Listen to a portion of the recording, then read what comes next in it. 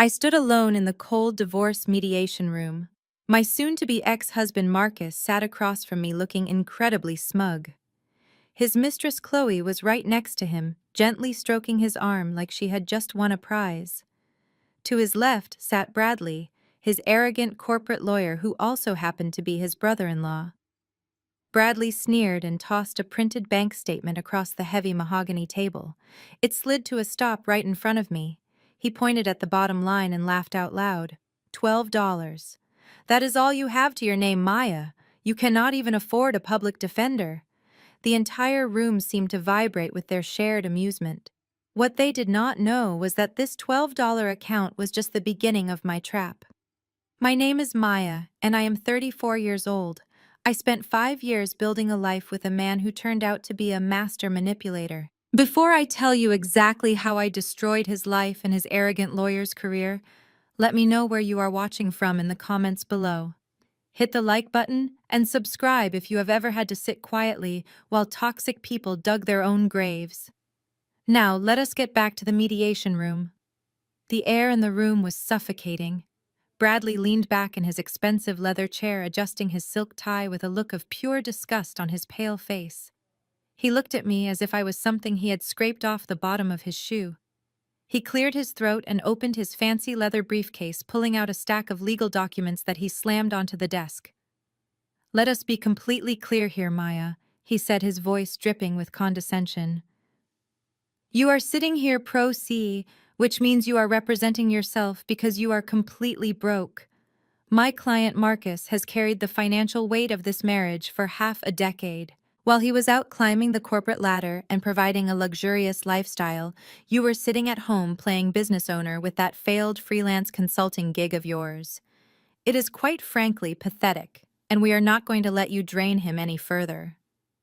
Marcus smirked and leaned forward, resting his elbows on the table. He looked me up and down with absolute contempt. "I gave you everything, Maya," he said, shaking his head. "I paid the bills. I kept a roof over your head. And what did you do? You squandered it. You sent money to your family, and you pretended to be some big-shot entrepreneur. Now look at you, $12. It is embarrassing." Chloe giggled softly, pressing her shoulder against Marcus. She was wearing a designer dress that I recognized immediately, because it was charged to the credit card I was currently tracking. She tossed her long hair and gave me a pitying look. "You should just sign whatever they give you," she whispered loudly enough for everyone to hear. "Marcus deserves peace, and you clearly need to go figure out how to get a real job." I kept my face completely blank. I did not shed a single tear. I did not raise my voice. I simply looked down at the bank statement highlighting the $12 balance. Bradley continued his rant, throwing around legal jargon to intimidate me. "Pursuant to the statutes of equitable distribution, we are prepared to offer you a walk-away deal," he proclaimed loudly.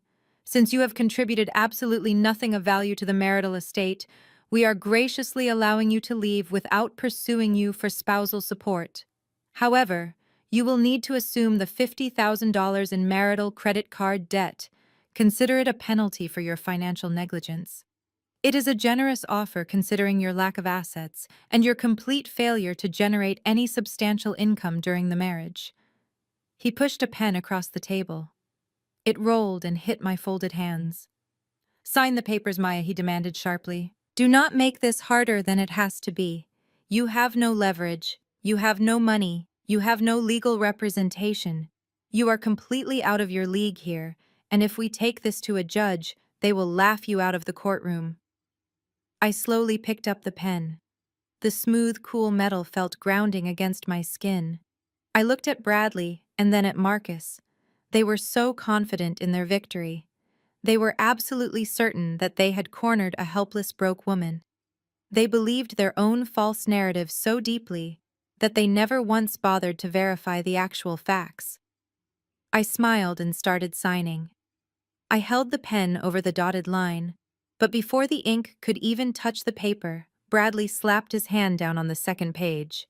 "Hold on a minute," he said, flashing a predatory grin. "Make sure you read paragraph 4, Maya. We are not just talking about you walking away from the house and the car. We are talking about the $50,000 balance on the joint platinum credit card. My eyes scanned the paragraph he was aggressively pointing at. The stipulation stated that I would assume 100% of the marital debt. I looked up at him, keeping my expression perfectly neutral.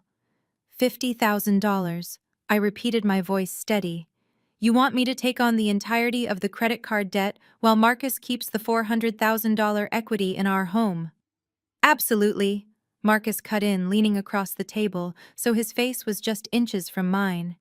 His breath smelled like stale coffee and arrogance. You honestly think I am going to let you walk away free and clear after what you tried to pull? I know exactly where my money has been going, Maya. You thought you were so clever siphoning cash out of my accounts to send to your sick, broke mother in Chicago. Chloe gasped dramatically and covered her mouth with her manicured hand. Oh my God, Marcus, she whispered loudly. She was stealing from you to pay her mother's medical bills. That is so twisted. I am not a fool. Maya, Marcus continued, his voice echoing in the small, sterile room. I saw the bank transfers. Thousands of dollars just vanishing every month while I was out here working 60-hour weeks to keep a roof over our heads. You took advantage of my generosity for years. You treated me like a personal bank to fund your little family charity projects because your own freelance business is a complete joke. That is why I marched down to the bank and froze every single joint account we had. I cut you off completely. Bradley nodded approvingly, crossing his arms over his chest.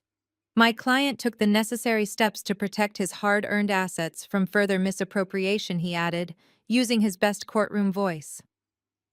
You are incredibly lucky we are not pressing criminal charges for financial fraud.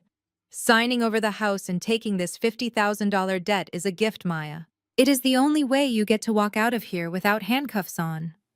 I set the pen down gently on the mahogany table and folded my hands in my lap. The sheer audacity of their lies was almost impressive. Marcus was putting on the performance of a lifetime, and his lawyer was eating it right up. They had constructed this entire narrative where I was the gold-digging villain and he was the hard-working victim. Marcus, I said, my tone calm and measured. We both know that is simply not true. I have never stolen a single dime from you. The money I sent to my mother in Chicago came from my own personal savings. And as for that $50,000 credit card balance, let us be honest about what those charges actually are. You used that card to buy the luxury watch currently sitting on your wrist. You used it to pay for your weekend golf trips to Miami with your friends. And unless I am mistaken, you also used it to buy the diamond tennis bracelet your mistress is currently wearing. Chloe instinctively covered her wrist with her other hand, her eyes darting nervously toward Marcus. Marcus just scowled, his face flushing a deep shade of angry red. He slammed his fist on the table, making the water glasses rattle violently. Do not you dare try to spin this on me, he shouted. I earned that money. I bought those things because I deserve them. You contributed absolutely nothing to this marriage. You sat at home typing on your little laptop pretending to be some hotshot consultant while I paid every single bill. You are a leech, Maya. A leech who comes from nothing and has nothing. He was so proud of himself. He thought he had completely outsmarted me. He thought freezing the joint accounts with $12 left in them was his ultimate checkmate. He had no idea that I had stopped depositing my income into those accounts 3 years ago when I first noticed his questionable spending habits. He had no idea that my mother in Chicago was currently living in a fully paid-off condo that I bought for her in cash. I looked at Marcus and let him bask in his delusion. I let him believe his own lies. The trap was perfectly set. The heavy silence in the room stretched for a few seconds before Chloe decided it was her turn to take the stage. She shifted in her seat, leaning closer to Marcus, and intentionally rested her hand on his forearm. As she moved, the overhead fluorescent lights caught the brilliant sparkle of the diamond tennis bracelet circling her wrist. She made sure I was looking directly at it before she spoke. Her voice was dripping with that fake, sweet tone women use when they are trying to disguise their venom. You know, Maya, I really try not to get involved in the legal side of things, because that is Bradley's job, she said, waving her glittering wrist through the air. But sitting here listening to you try to play the victim is just exhausting. You are trying to make Marcus look like the bad guy, when the truth is you just could not keep up with him. He is a high-value man, and he needs a woman who actually matches his fly. You cannot expect a man like Marcus to stay tied down to a woman who is content with mediocrity. I looked at her taking in her carefully styled hair and the designer logo plastered across her handbag. She was a walking billboard for insecurity, masking itself as luxury. She scoffed and looked me up and down, her eyes lingering on my simple black blazer and unbranded tote bag. I mean, look at you, Chloe continued, her lips curling into a condescending smirk. You are still clinging to that whole struggle-love mentality. You think suffering and wearing cheap clothes makes you noble or something? It does not, Maya. It just makes you look tired. Marcus works hard for his money, and he deserves to be surrounded by beautiful things and people who appreciate his success. You were just dragging him down. He needed an upgrade, and honestly, you should just accept that and move on instead of trying to guilt-trip him over credit card bills. Bradley chuckled softly in the background, clearly enjoying the show. Marcus puffed out his chest, looking incredibly pleased with his new girlfriend's vicious defense of his honor. I kept my posture perfectly straight and let a slow, deliberate smile spread across my face. I did not raise my voice or show a single ounce of anger. When I finally spoke, my voice was dangerously calm. You are absolutely right, Chloe, I said, keeping my eyes locked on hers. Marcus certainly does appreciate beautiful things, and he loves spending money to acquire them. That is a truly stunning bracelet you are wearing, by the way. The diamonds look flawless. Chloe preened, touching the stones with her manicured fingertips. Thank you, she said, her smirk widening. Marcus has excellent taste. He bought it for me last month to celebrate my promotion. He knows how to treat a real woman. I nodded slowly, leaning slightly across the table. It is beautiful, I repeated, letting my gaze drift from the bracelet up to her eyes. It is also incredibly familiar. In fact, I was reviewing some corporate expense reports just the other day, and I saw a very interesting charge. It was from a high-end jeweler downtown for that exact style of tennis bracelet. But the funny thing is, Marcus did not list it as a romantic gift for his girlfriend. He expensed it to his company account as a corporate appreciation gift for a female client. The smirk vanished from Chloe's face in an instant. Her hand dropped from the bracelet as if the diamonds had suddenly caught fire. She swallowed hard, her eyes darting frantically toward Marcus. Marcus sat up completely rigid, his face draining of color. What are you talking about? Chloe whispered, her fake sweet tone completely gone. Marcus, tell her she is lying. You bought this for me with your own money, right? Bradley suddenly stopped smiling and sat forward in his chair. Watch what you say next, Maya, he warned, his voice tight. You are making baseless accusations about my client's professional conduct, and that borders on defamation. I ignored the lawyer and kept my focus entirely on the crumbling couple across from me. I am not making accusations, Bradley. I am simply stating a fact about a line item on an expense report. If Marcus used personal funds to buy his mistress jewelry, then he has nothing to worry about. But if he ran a $10,000 diamond bracelet through his corporate account and disguised it as a client gift, well, that would be a serious violation of company policy. Not to mention tax fraud. Chloe looked like she was going to be sick. She pulled her arm off the table and hid her wrist in her lap. Marcus opened his mouth to speak, but no sound came out. Bradley slammed his hand down on the table to redirect the attention. We are not here to discuss my client's corporate spending habits, Bradley barked, his face turning red. We are here to finalize the division of marital assets. If you want to make wild accusations, try your luck in front of a judge, but I guarantee it will not end well for you. Sign the document right now, or we walk away and let the courts bury you in legal fees. I let out a long, heavy sigh and allowed my shoulders to slump. I looked down, letting my face show exhaustion and defeat. I needed them to think they had completely broken my spirit. You win, Marcus, I said, my voice barely above a whisper. I am tired of fighting. I do not have the energy to drag this out in court. You can keep the house and the Mercedes. I will take the $50,000 debt. Just let me walk away. Marcus let out a breath of relief and leaned back in his chair, lacing his fingers behind his head. He exchanged a victorious look with Chloe. I knew you would come to your senses, Maya Marcus said, his tone dripping with fake pity. It is the smart thing to do. You always were slow on the uptake, but you got there in the end. Bradley tapped his pen impatiently. Good, he snapped. I will highlight where you need to initial. Wait, I said, holding up one hand. I will sign everything over to Marcus on one small condition. Bradley narrowed his eyes while Marcus let out an annoyed groan. What do you want now? Maya Marcus asked. I already told you I am not paying alimony. I do not want your money, I replied softly. I just want to keep sole ownership of my business, the limited liability company Apex Ventures. I want it explicitly stated in the final agreement that Marcus relinquishes all claims to that specific entity. Bradley paused, flipping rapidly through the financial disclosures. He pulled out a single sheet of paper and scanned it. A loud, barking laugh erupted from his chest. He tossed the paper toward Marcus. Are you kidding me? Bradley asked, wiping a tear from his eye. She wants to keep Apex Ventures. Marcus, look at this. The company has reported zero profits for the last 3 years. It is essentially a dead entity. There are no liquid assets tied to the account. It is just a shell for her failed dreams. Marcus looked at the paper and chuckled, shaking his head. You want to keep a worthless business that makes absolutely no money? He asked, staring at me like I was an idiot. You are taking on $50,000 in debt to hold on to a vanity project. You really are a terrible businesswoman, Maya. No wonder you could never contribute to our household.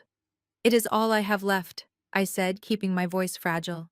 It is the only thing I built with my own hands. Please, Marcus, just let me keep it.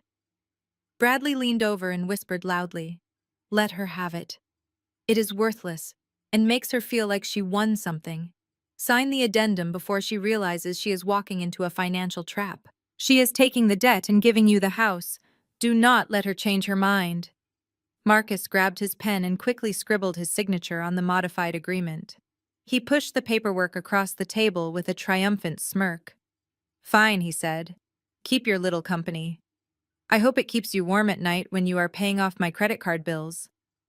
I picked up the pen and signed my name on every single page. I handed the stack back to Bradley, who snatched it away eagerly.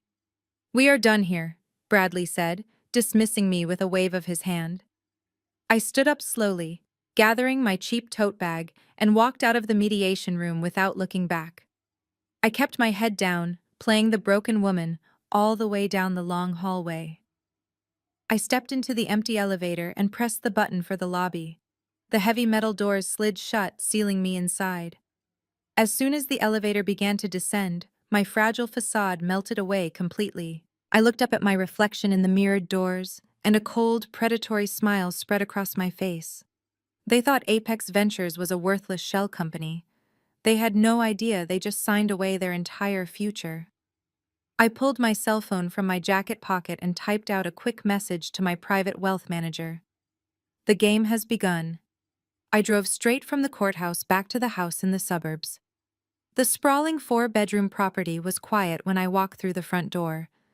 I immediately went upstairs to the master bedroom and began packing my things into 2 large suitcases. I was folding my clothes when I heard the heavy oak front door swing open downstairs, followed by a chorus of loud, obnoxious laughter. I froze, listening to the familiar voices echoing through the foyer. It was Mama Joyce, my mother-in-law, and Sarah, my sister-in-law. And right underneath their booming voices was the high-pitched giggle of Chloe. The ink on the mediation papers was barely dry, and Marcus had already sent his family and his mistress to claim the territory like a pack of hungry wolves, fighting over a fresh piece of meat they thought I had left behind for them to eagerly consume. I walked to the top of the stairs and looked down. The 3 of them were standing in the middle of my living room holding expensive iced coffees. Chloe had a brightly colored tape measure in her hand. She walked right past the photos of Marcus and me that were still hanging on the wall and approached the large bay windows.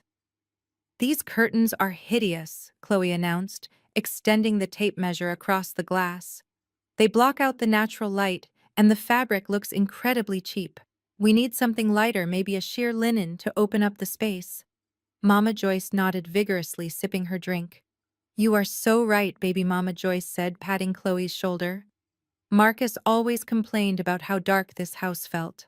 I told him he needed a woman with actual taste to make this place feel like a home. I slowly descended the stairs, my footsteps heavy against the hardwood floor. Excuse me? I said, my voice slicing through their conversation. What exactly do you think you are doing? The three of them turned to look at me, completely unbothered by my presence. Sarah rolled her eyes and crossed her arms over her chest. Oh, please, Maya, do not act so dramatic, Sarah scoffed. Marcus called us the second you signed the papers. This is not your house anymore, so you have no right to tell anyone what to do. Chloe ignored me and continued measuring the window frame, jotting down numbers on her phone. Listen, Maya, while you are packing your bags, make sure you scrub the master bathroom, Chloe said without looking in my direction. I am moving my things in this weekend, and I am a severe germaphobe. I do not want to find any of your cheap hair products or stray hairs left behind. Treat it like a final cleaning service since you owe Marcus so much money anyway. My hands curled into fists at my sides. The sheer disrespect was staggering. You are not moving in today, and you are certainly not ordering me around in my own house, I fired back, stepping into the living room. Legally, I have 30 days to vacate the premises. Until I hand those keys over to Marcus, this is still my home and none of you are welcome here. Get out right now. Mama Joyce stepped forward, placing herself between me and Chloe like a shield. She pointed a manicured finger aggressively in my face. Do not you dare raise your voice at us in my son's house, she yelled, her eyes wide with fury. You are nothing but a guest here now, Maya. An unwanted guest. You signed the papers because you knew you were bleeding my boy dry. You should be down on your knees thanking us for letting you pack your trash instead of throwing it out on the front lawn ourselves. Sarah stepped up beside her mother, raising her voice. You are just bitter because Marcus finally found a real woman who actually works and contributes, Sarah yelled, waving her hands dismissively. Chloe smiled smugly from the window. It is fine, Mama Joyce, let her throw her little tantrum, Chloe said sweetly. She is just jealous because she has to go back to the ghetto while I get to live in luxury. I looked at them standing there so proud in a house they thought they had stolen. You really think you won? I asked, my voice dropping to a whisper. You think bullying me out of this house makes you winners? Sarah laughed. We did win, Maya, she spat. Look around. You have nothing left. I turned my back on them and walked toward the stairs. Do not forget the bathroom, Chloe called out after me, laughing loudly. I kept walking, my mind already calculating the exact moment I would watch their entire world burn. I reached the top of the stairs and walked back into the master bedroom, pulling my second suitcase onto the bed. I could hear their heavy footsteps following me up the wooden staircase. They were not going to let me pack in peace. They wanted an audience for their victory lap. Mama Joyce appeared in the doorway first, crossing her arms and leaning against the frame. Sarah stood right behind her, peering over her shoulder with a nasty grin. Chloe sauntered in past them, acting as if she already owned the space. Mama Joyce watched me fold a sweater and shook her head in exaggerated pity. You know, Maya, I told Marcus from the very first day he brought you home to meet us that you were a mistake. I looked at him and I said, Son, why are you bringing home a fatherless girl with 6 figures of student loans when you have the whole world at your feet? You came from nothing, Maya. Your mother was a struggling single parent who lived paycheck to paycheck in a cramped apartment in Chicago, and you brought all of that broke energy into my son's life. You never knew what it was like to be part of a real family with legacy and wealth. You just latched onto my boy because you saw a meal ticket out of the struggle. I did not stop folding my clothes. I placed the sweater into my suitcase and picked up a pair of jeans. I let her words fill the room, knowing that responding would only give her the satisfaction she desperately craved. Sarah chimed in, stepping out from behind her mother. That is the truth, Sarah said, pointing a finger at me. You always acted like you were so much better than us with your little freelance consulting business, but we all knew Marcus was footing the bill for your pretend lifestyle. You were a leech, Maya. A complete leech. Mama Joyce nodded, turning her attention to Chloe, who was now inspecting the walk-in closet. Now you look at Chloe. Mama Joyce said, her voice suddenly softening into a sickeningly sweet tone. Chloe comes from a good family. Both of her parents are respected professionals. She has a master's degree in marketing, and she actually contributes to society. She is not sitting at home draining her husband's bank account to pay off debts she accumulated before they even met. Chloe is an asset, Maya. You were just a heavy burden dragging my son down. Chloe turned around from the closet and smiled modestly. Thank you, Mama Joyce, Chloe said, batting her eyelashes. I just think a marriage should be an equal partnership. Marcus is such a high-value man, and he needs someone who understands how to navigate his world. My parents taught me the importance of financial literacy and ambition. It is honestly just sad that Maya never had a father figure to teach her those basic life skills. She probably just did not know any better. The audacity was breathtaking. They were standing in a house that I had personally funded the down payment for, lecturing me about financial literacy. They were praising a woman who was actively participating in marital fraud, and praising her pedigree while insulting the mother who broke her back to raise me. My mother worked double shifts at a diner to make sure I had everything I needed, and she raised a daughter who built an empire in silence. Chloe had a piece of paper that Marcus paid for, and an attitude financed by stolen credit cards. Mama Joyce took a step closer to the bed, her eyes burning with generational venom. I prayed every night that Marcus would wake up and see the light. Mama Joyce continued, her voice rising with righteous indignation. I prayed he would realize that you cannot turn a street rat into a swan.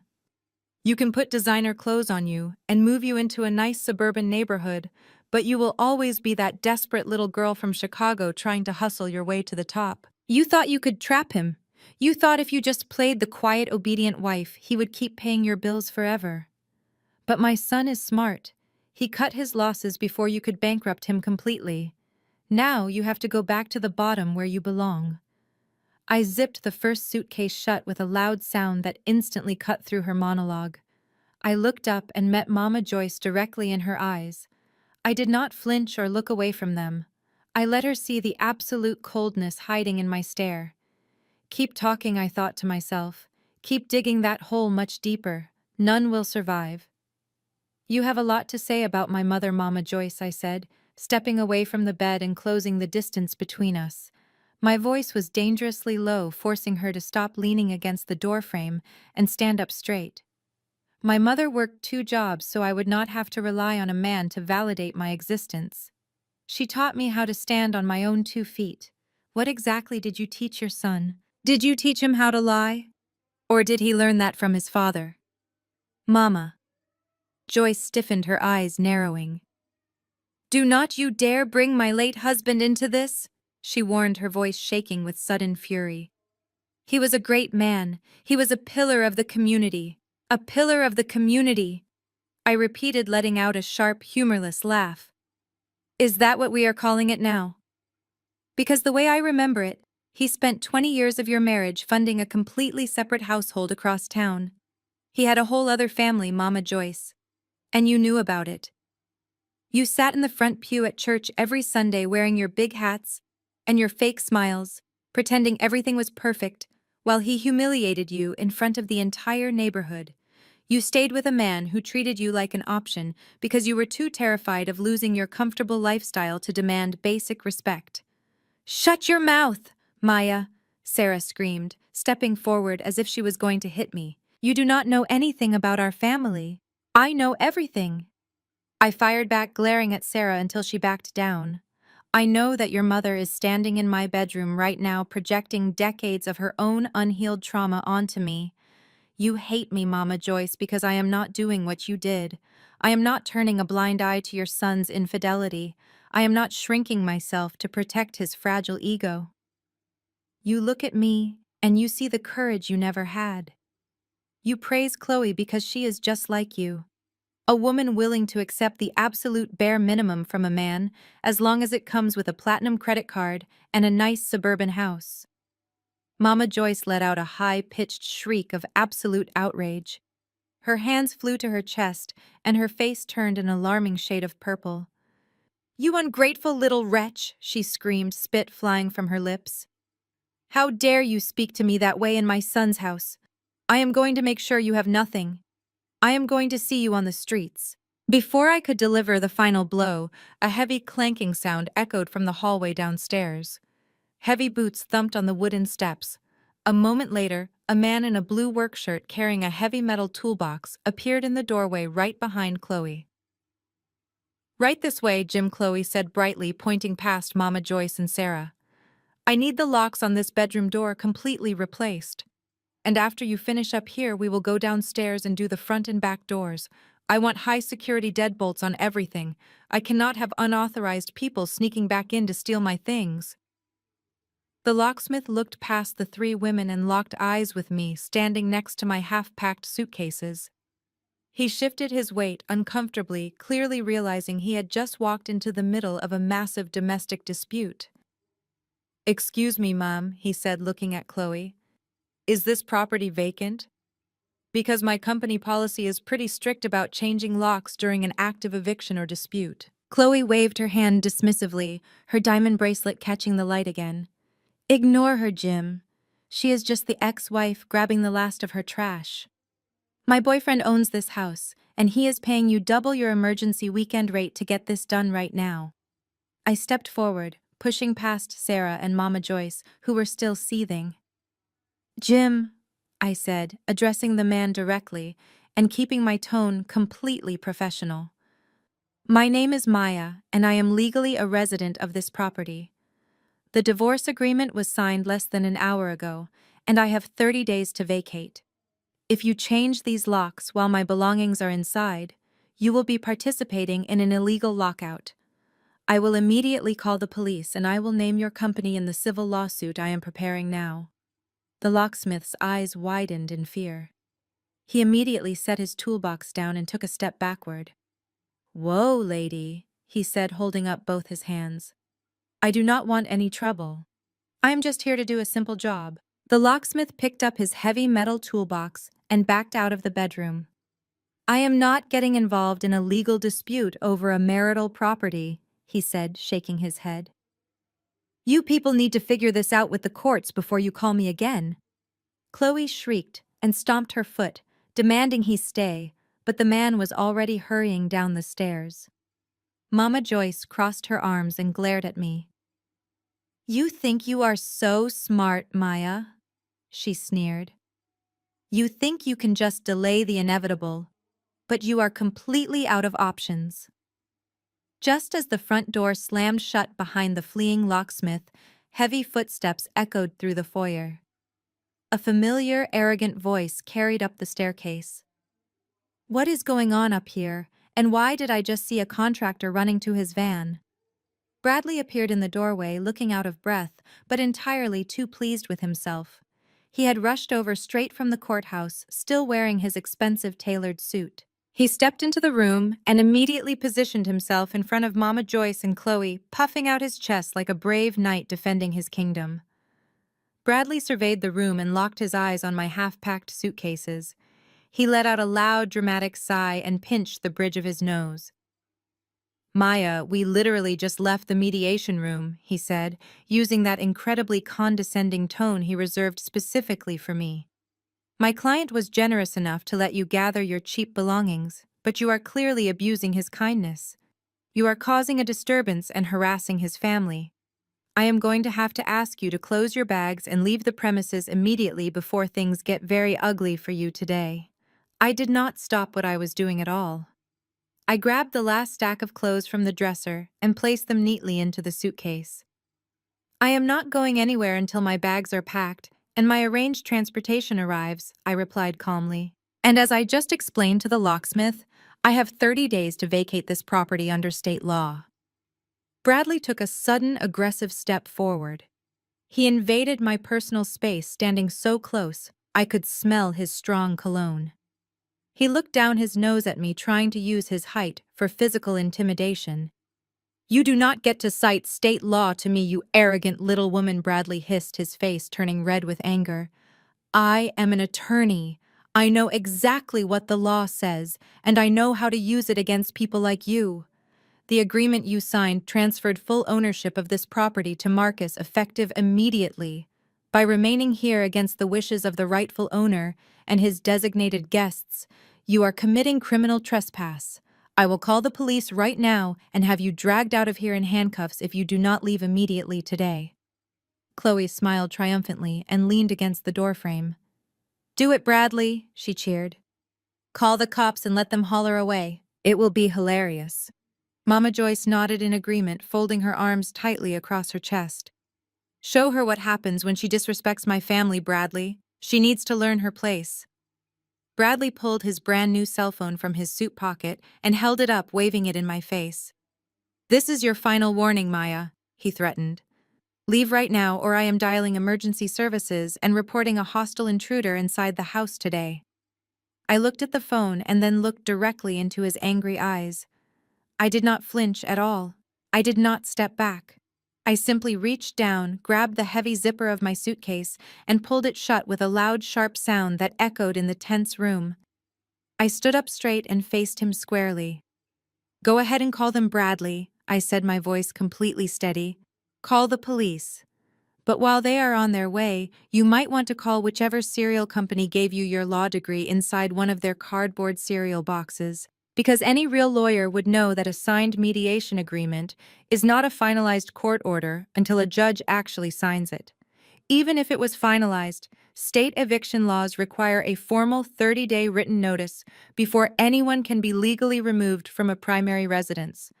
If you call the police, they will tell you this is a civil matter. And if you try to forcefully remove me, they will arrest you for assault. So please dial the number. I would love to watch a supposed legal expert explain his profound ignorance to a uniformed police officer." Bradley froze, completely stiff. He opened his mouth, but no words came out. I did not wait for him to find his voice. I grabbed my 2 suitcases and pushed past him. I walked down the hallway and headed straight for the stairs. Mama Joyce and Sarah stood on the landing. They stepped aside when they saw my eyes. I maneuvered my luggage down the wooden staircase, keeping my steps deliberate and steady. I was not going to run. I was not going to let them see me sweat. I reached the bottom floor and walked straight toward the heavy oak front door. Behind me, Bradley frantically whispered to reassure his family. He was making up some new excuse about giving me a break. I pushed the front door open and stepped into the sunlight. The warm air hit my face, and I took a deep breath of freedom.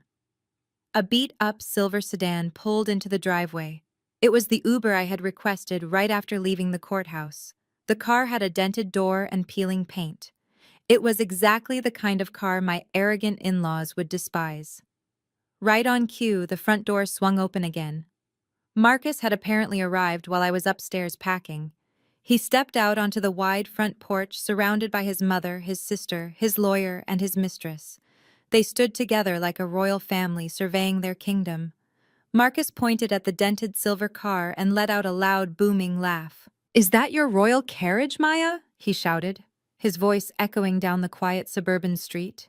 "Try not to get tetanus on your way back to the slums." Chloe giggled and leaned her head on his shoulder. "Make sure you give the driver 5 stars for picking up trash," she yelled. I loaded my suitcases into the trunk of the car and closed it firmly. I walked around to the passenger side and opened the door. I looked back at the porch one last time. They were all smiling and laughing, completely intoxicated by their perceived victory. They thought they had successfully discarded me. I gave them a polite nod and slid into the back seat of the car. I closed the door, shutting out their cruel laughter, and gave the driver the address to a luxury downtown hotel they knew nothing about.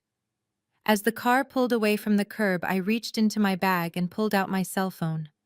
The fragile, helpless persona I had maintained for the last hour was officially retired. I unlocked my screen and dialed a private number. It rang twice before a crisp, professional voice answered. "Good afternoon, Miss Maya," the voice said. "I assume the mediation went exactly as planned." "Yes, David, it went perfectly, I replied, keeping my tone strictly business. Marcus signed the agreement. He assumed full liability for the debt, and he officially renounced any and all claims to Apex Ventures. David let out a low chuckle. Excellent news, he said. Shall I initiate the next phase? Yes, I said, looking out the window as we merged onto the highway. Unseal the financial records for the holding company and notify the board of directors that I am officially stepping back in as majority shareholder. And David, make sure our legal team prepares the eviction notices for all residential properties under our corporate umbrella. I will have them drafted and ready by tomorrow morning, he promised.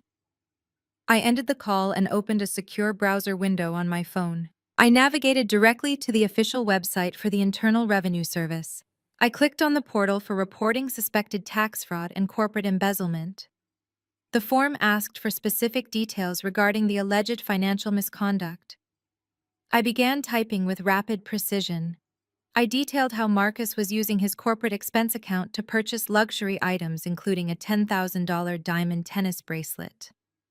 I provided the exact dates of the transactions, the name of the jewelry store, and the specific corporate tax identification number he used to write off the purchases as business expenses.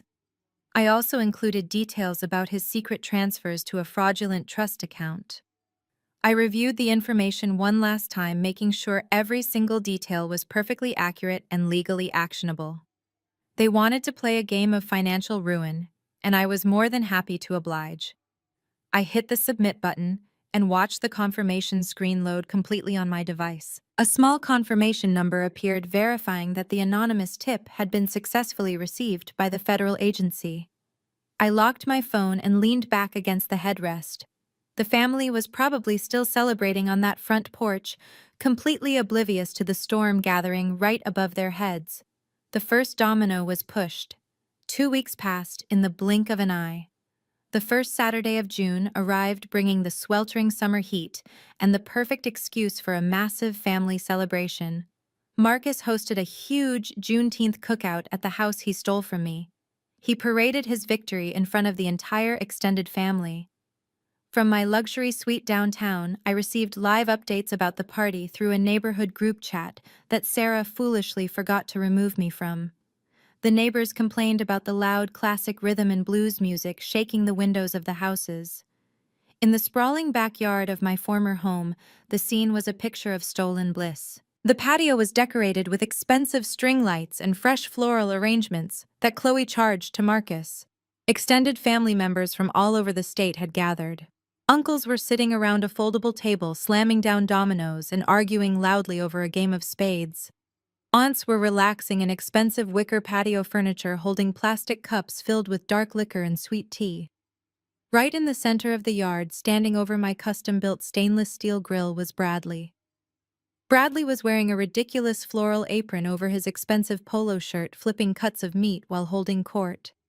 He held a cold beer in one hand, using his metal tongs to emphasize his exaggerated story about the divorce mediation.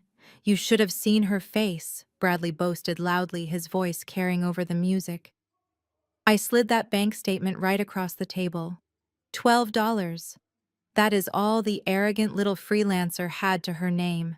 12 pathetic dollars. Uncle George, a man who had borrowed money from Marcus twice in the last year, laughed loudly and slapped his knee.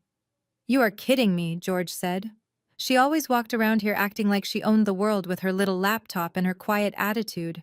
I always knew she was hiding a broke bank account behind that fake confidence." Bradley flipped a heavy rack of ribs and smirked. "Oh, it gets better," Bradley continued, leaning in closely to the group of uncles and cousins. "She tried to play hardball. She tried to act like she had leverage, but I shut that down immediately. I told her she was either taking the $50,000 credit card debt or I was going to bury her so deep in legal fees she would never see daylight again. You would not believe how fast she signed over the deed to this house. She practically begged to keep some worthless zero-profit shell company just to save her bruised ego. I let her have it, of course. It was like throwing a bone to a starving stray dog." The group of men erupted into laughter, clinking their glass bottles together. Marcus strolled out onto the patio just as the laughter peaked. He was wearing designer sunglasses and a crisp white linen shirt, looking every bit the wealthy suburban king he pretended to be. Chloe trailed right behind him, carrying a massive tray of catered appetizers. She was wearing a matching white sundress, her diamond tennis bracelet, catching the bright afternoon sun for everyone to admire. Marcus wrapped his arm around Chloe's waist and pulled her close, beaming with pride.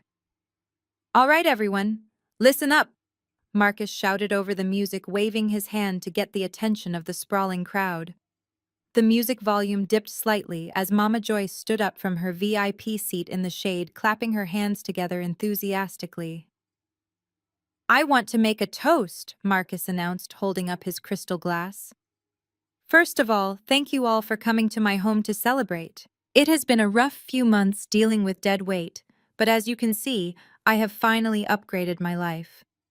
The crowd cheered and whistled, and I especially want to toast to my beautiful woman Chloe. Marcus continued kissing her cheek. "Not only has she brought peace back into my house, but she is officially up for the regional director promotion at the firm next week. We are looking at a massive salary bump and a corner office. To Chloe and to my new life." Mama Joyce raised her cup high into the air, her face glowing with absolute triumph. "To my smart, handsome son and his beautiful, educated woman," she yelled over the crowd.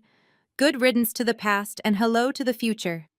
The entire backyard erupted in cheers, raising their glasses and cups.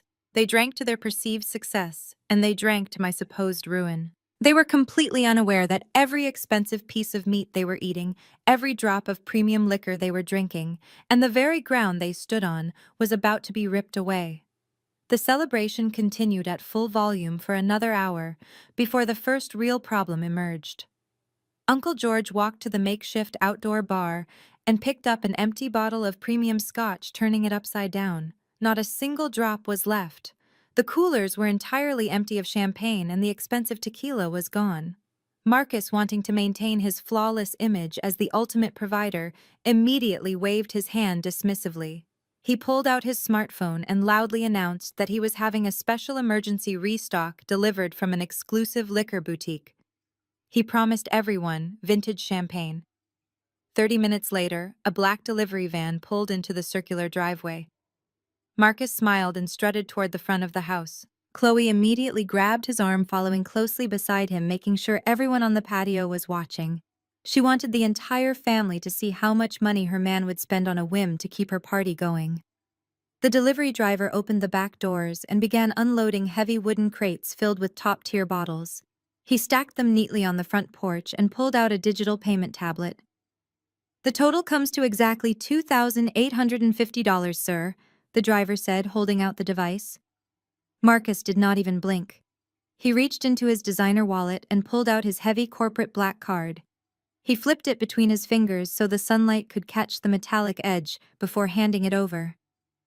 "Swipe that and add a $200 tip for your fast service," Marcus said, puffing out his chest. Chloe beamed with pride, leaning her head against his shoulder. The driver inserted the card into the digital reader. The machine processed for a few seconds before emitting a sharp, harsh beep. The screen flashed bright red. The driver looked down at the tablet and frowned.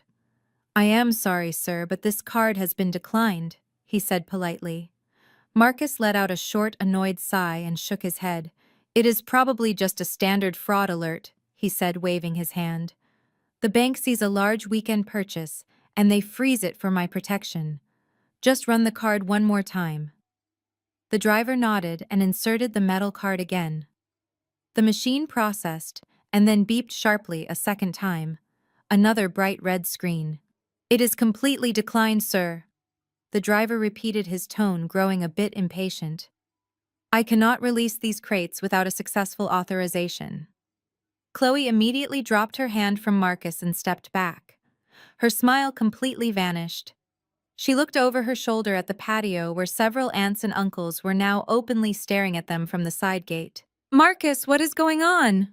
Chloe hissed, her voice tight with sudden embarrassment. "You promised everyone the vintage champagne for my promotion toast. Why is your card declining in front of your entire family? Do you have any idea how humiliating this makes me look? Fix this right now." Marcus felt a sudden rush of heat crawl up the back of his neck. He forced a smile and quickly pulled out his personal platinum backup card. "It is fine, baby," he whispered frantically. "The corporate account probably just got locked because of the holiday weekend. I will use my personal card." He snatched the black card from the driver and handed over the silver platinum card. The driver swiped it without a word. The machine beeped a third time, declined. The red light flashed brightly in the afternoon sun, reflecting off the polished wooden crates. Panic finally pierced through the arrogant fog in his mind. The platinum card had a $50,000 limit. It should have been completely clear. Chloe let out a loud, dramatic groan and stomped her foot on the pavement. "Are you kidding me right now?" she yelled, not caring who heard her. "You brought me out here to show off and you cannot even pay for drinks. You are making me look like a fool." Marcus quickly turned around and let out a booming, artificial laugh, projecting his voice toward the backyard so the family would hear him. "Wow, these bank security measures are getting absolutely ridiculous," he yelled, forcing a wide grin. "They froze all my accounts thinking my wallet was stolen." "Hold on just 1 minute, folks." He turned back to the driver, his face pale and slick with sudden cold sweat. "Leave the boxes right here," he ordered in a hushed, panicked voice. "Let me go inside and call my bank to clear this up. It will only take 2 minutes. He did not wait for an answer. He turned and rushed into the house, leaving Chloe standing alone on the driveway. The facade was finally cracking. Marcus sprinted through the long hallway of the house, ignoring the loud music and the family cheering in the backyard. He pushed past the wooden door of his home office and slammed it shut, locking the deadbolt behind him. The sudden silence was deafening compared to the party outside. He leaned against the door, pressing his palms against the cool wood, trying to slow his racing heartbeat. This was impossible. He made over $200,000 a year. He was wealthy. He pushed himself away from the door and rushed over to his large mahogany desk. He threw himself into his leather chair and grabbed his cell phone. His hands were shaking so badly, he dropped the device on the desk before snatching it back up. He dialed the direct emergency line for his corporate accounting department. It was a Saturday, but executives had access to a 24-hour financial liaison. The phone rang 3 times before a stern voice answered. "Corporate finance, this is Richard speaking." "Richard, it is Marcus," he said, trying to keep his voice steady, but failing miserably. "I am hosting a major client event at my home right now, and my corporate black card just declined at the door. I need you to lift whatever security hold the bank put on it immediately. It is extremely embarrassing and I have people waiting." There was a long, heavy pause on the other end of the line. The silence stretched out, making Marcus feel sick to his stomach.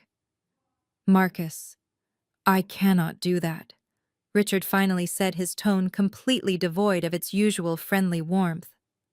"The bank did not place a security hold on your account. The board of directors did. Your corporate card has been suspended indefinitely." Marcus felt the blood drain from his face. Suspended, he repeated, his voice cracking. "What are you talking about, Richard? I am the regional director of sales. I have unrestricted expense privileges.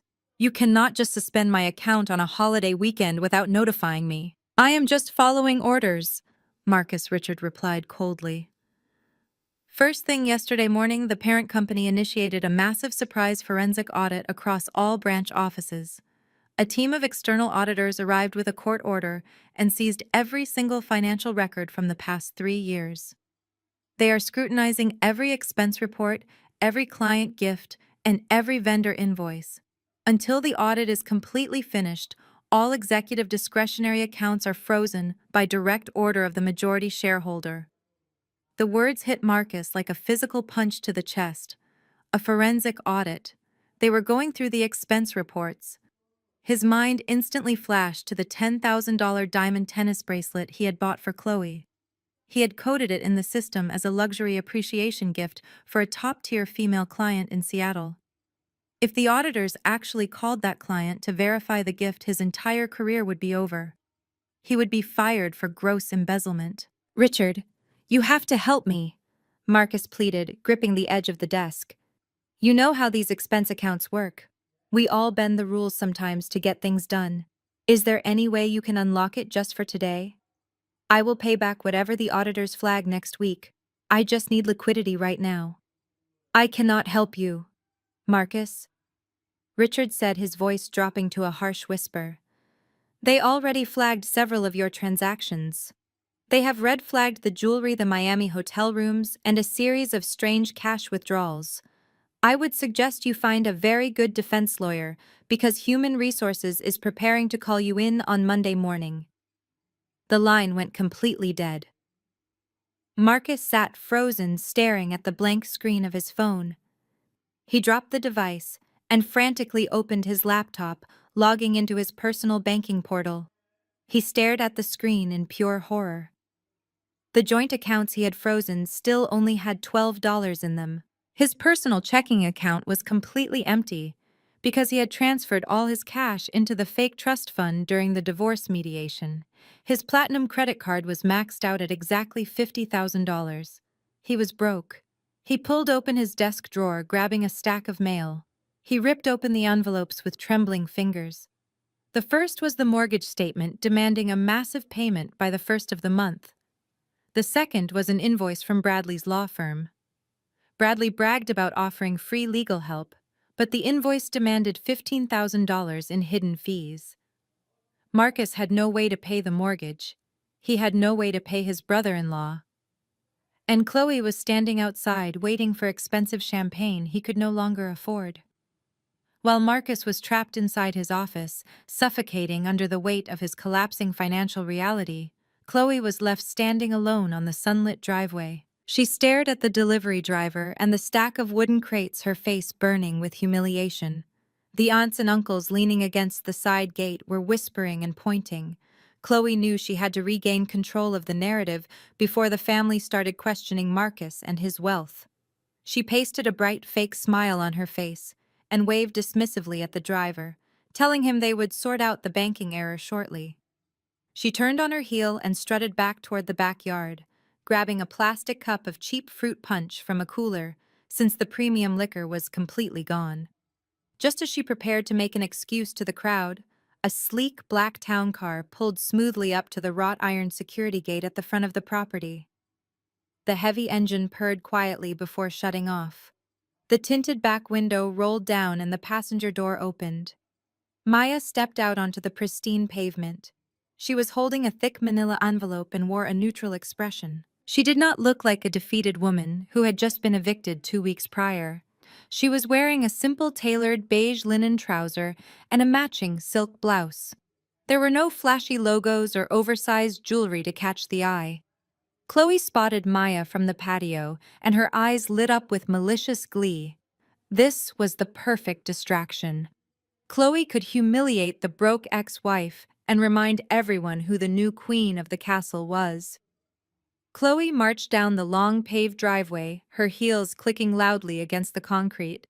She held her plastic cup like a royal scepter, making sure her diamond tennis bracelet caught the sunlight. Several family members, including Sarah and Mama Joyce, followed closely behind her, eager to watch the drama unfold. Maya stood patiently at the closed gate, her hands resting casually by her sides. She watched Chloe approach like an angry toddler throwing a tantrum. "What are you doing here, Maya?" Chloe shouted before she even reached the gate. "Are you seriously stalking us now? You are not invited to this party and you are definitely not getting back inside this house. I told you to take your trash and leave 2 weeks ago. Why are you showing up here embarrassing yourself in front of Marcus and his entire family?" Maya did not raise her voice. She simply held up the thick manila envelope. "I am not here for your party, Chloe," Maya said, her tone perfectly even. "I am here to deliver mandatory financial disclosure forms that Bradley completely forgot to file with the court. If these are not signed and returned by Monday, the judge will hold him in contempt. I figured since he is such a brilliant legal mind, he would want to fix his amateur mistake before he loses his license to practice law." Chloe scoffed and rolled her eyes, taking a sip from her plastic cup. "You are so pathetic. Chloe sneered, leaning against the heavy iron gate. You could have mailed those papers. You just wanted an excuse to come here and see what you are missing. You wanted to see Marcus treating me like a queen. Well, look around, Maya. We are drinking premium liquor, eating expensive food, and celebrating my massive corporate promotion. You are standing on the wrong side of the fence, wearing an outfit that looks like it came from a discount rack at a local thrift store. Mama Joyce and Sarah reached the gate just in time to hear the insult. They erupted into loud, cackling laughter. Sarah pointed at Maya's simple beige trousers. Seriously, Maya, Sarah mocked. You could have at least dressed up if you were going to crash a high-class event. You look like you are about to ask us for spare change. You really have zero class. Maya looked down at her clothes and then back up at the three women laughing at her. She did not bother explaining that her simple linen trousers and silk blouse were custom-tailored pieces from an exclusive Italian design house that cost more than Chloe's entire wardrobe combined. She did not tell them that true wealth whispers, while fake wealth screams. Instead, Maya offered a small pitying smile. I suppose my outfit is a bit understated, Maya agreed smoothly. But then again, I do not need to wear flashy logos to prove my worth, and I certainly do not need to rely on a stolen corporate credit card to buy a diamond bracelet just to feel important. The loud mocking laughter abruptly stopped. Chloe's smug face drained of all color instantly. I did not wait for any of them to formulate a response to my words. I simply kept my eyes fixed forward, waiting for the man of the hour to arrive. A few seconds later, Marcus finally emerged from the front door of the house and began walking quickly down the driveway. He looked absolutely terrible. He was sweating profusely, and his expensive white linen shirt was damp with nervous perspiration. The arrogant, confident stride he possessed just a few minutes ago was completely gone. He looked like a man who had just seen a ghost. Marcus reached the heavy iron gate and completely ignored the tense standoff happening between his family and me. He grabbed the iron bars and looked at me with wild, desperate eyes. Maya, what are you doing here? He hissed, his voice barely above a frantic whisper. You need to leave right now. You are causing a scene and I am dealing with a massive banking issue. I simply smiled politely and slipped the thick manila envelope through the narrow gap between the metal bars. I am just doing my civic duty, Marcus, I said, watching his trembling hands take the envelope. Your brilliant lawyer Bradley completely forgot to submit the mandatory post-mediation financial disclosures to the court clerk. The judge gave him until Monday morning to file them or face a contempt charge. Since he was too busy bragging at a barbecue to do his job, I thought it would be neighborly of me to drop them off. Marcus stared at the envelope like it was a live grenade. He opened his mouth to say something, but the words caught in his dry throat. Chloe recovered from her shock and immediately stepped up next to him, grabbing his arm. Marcus, tell her to leave, Chloe demanded, her high-pitched voice grating on my nerves. She insulted me. She said my bracelet was bought with a stolen credit card. Tell her how much you spent on it. Defend me. Marcus flinched violently at the mention of the credit card. He did not defend her. He did not yell at me. He just stood there clutching the manila envelope, looking utterly defeated. His silence spoke louder than any words he could have ever offered. The aunts and uncles leaning against the side gate exchanged confused and concerned glances. The invincible image of Marcus, the wealthy provider, was rapidly disintegrating right in front of their eyes. I stepped back from the gate, adjusting my silk blouse. I looked past the group of panicked people and let my gaze wander over the sprawling property. I looked at the manicured lawn, the expensive patio furniture, and the freshly painted perimeter fence. It was a lovely summer day for a party. I turned my attention back to Marcus, who was still staring at the ground in a daze. Enjoy the party, Marcus, I said, my voice carrying clearly through the warm air. It looks like you spent a lot of money to impress everyone today. But if I can offer one small piece of advice before I leave, you should really consider repainting that perimeter fence. Chloe scoffed loudly. Are you serious? She snapped, crossing her arms defensively. We just painted that fence gray last week. It is modern and chic. What do you know about home decor anyway? I ignored her entirely, keeping my focus locked on Marcus. Gray is certainly a color choice. I continued, my tone completely casual. But the actual owner of this property absolutely hates that shade of gray. And you would not want to upset the landlord, especially when your lease is up for review so very soon. Have a wonderful weekend, everyone. I turned on my heel and walked back to the waiting town car without looking back. I opened the door and slid into the cool, air-conditioned leather interior. The car pulled away smoothly, leaving the stunned family standing at the gate. But right before the car turned the corner, I caught a glimpse of Bradley standing frozen on the driveway. He had walked down from the patio just in time to hear my final comment about the true owner of the property. As an arrogant man, Bradley was insufferable, but as a corporate lawyer, his instincts were sharp. He watched my car disappear down the street, and then he looked back at the house he had helped Marcus steal. He looked at the gray fence and then at the manila envelope in his brother-in-law's shaking hand. A chilling, overwhelming sense of dread washed over him. He realized in that exact moment that the legal paperwork he had rushed through mediation might not have been the total victory he thought it was. He suddenly remembered the worthless little shell company I had begged to keep. Apex Ventures. The name echoed in his mind like a death knell. The barbecue was officially over. 3 days later, the deposition took place in a downtown law office.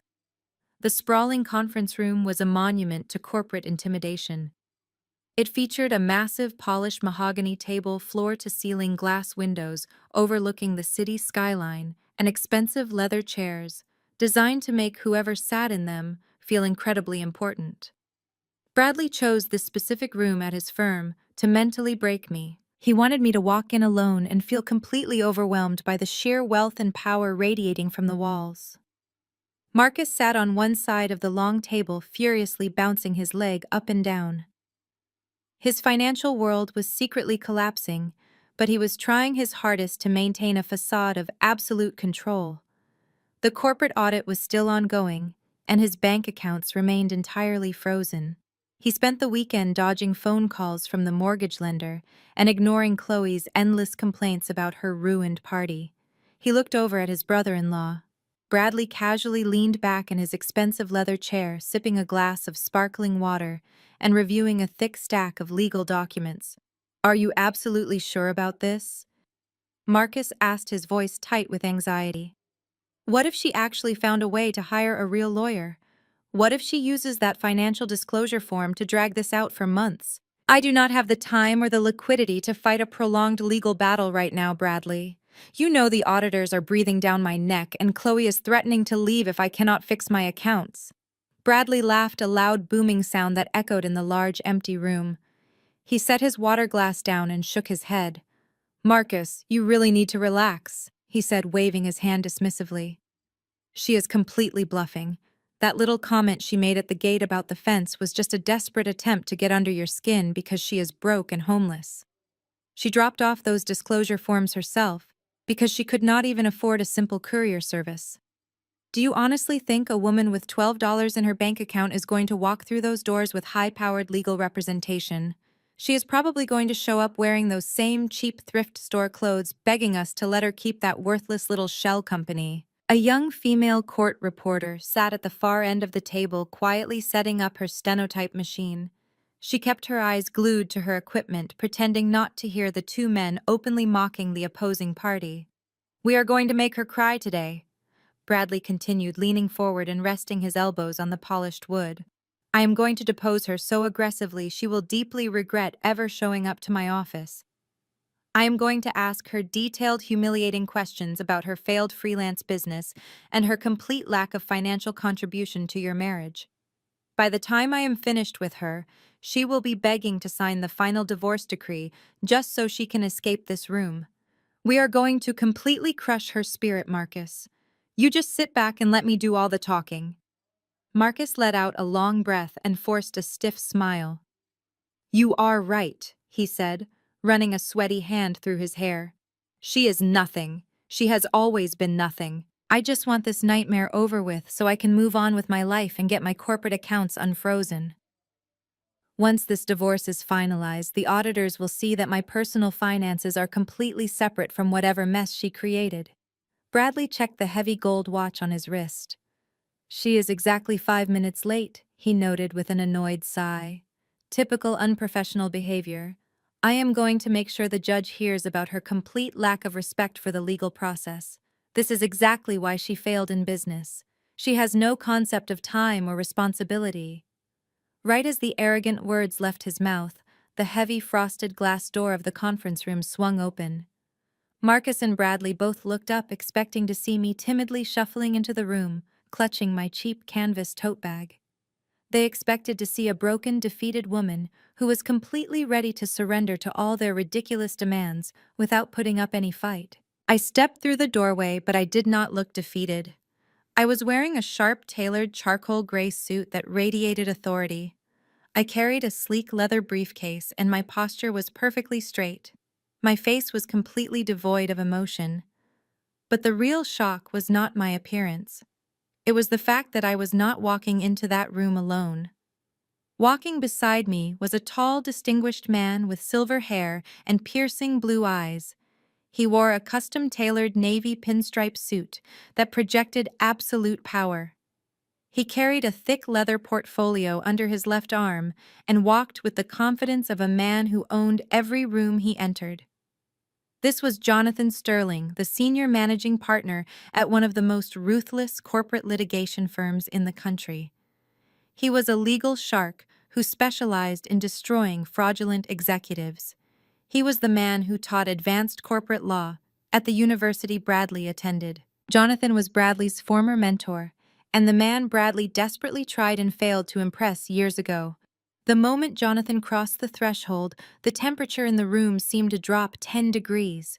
The court reporter sat up straighter, recognizing the legal legend instantly. Bradley, however, fell apart. The smug, arrogant grin that had been plastered across his face vanished completely. All the color drained from his cheeks, leaving him looking sickly and pale. He dropped the expensive pen he was spinning between his fingers, and it clattered loudly onto the polished mahogany table. He stared at Jonathan with wide, terrified eyes, his mouth opening and closing silently. Mr. Sterling Bradley finally managed to squeak out, his voice cracking under the sudden immense pressure. "What are you doing here today? Are you in the wrong conference room?" Jonathan stopped at the edge of the table and looked down at his former student with an expression of disappointment. "No, Bradley," Jonathan replied, his deep baritone voice commanding absolute authority. "I am exactly where I am supposed to be.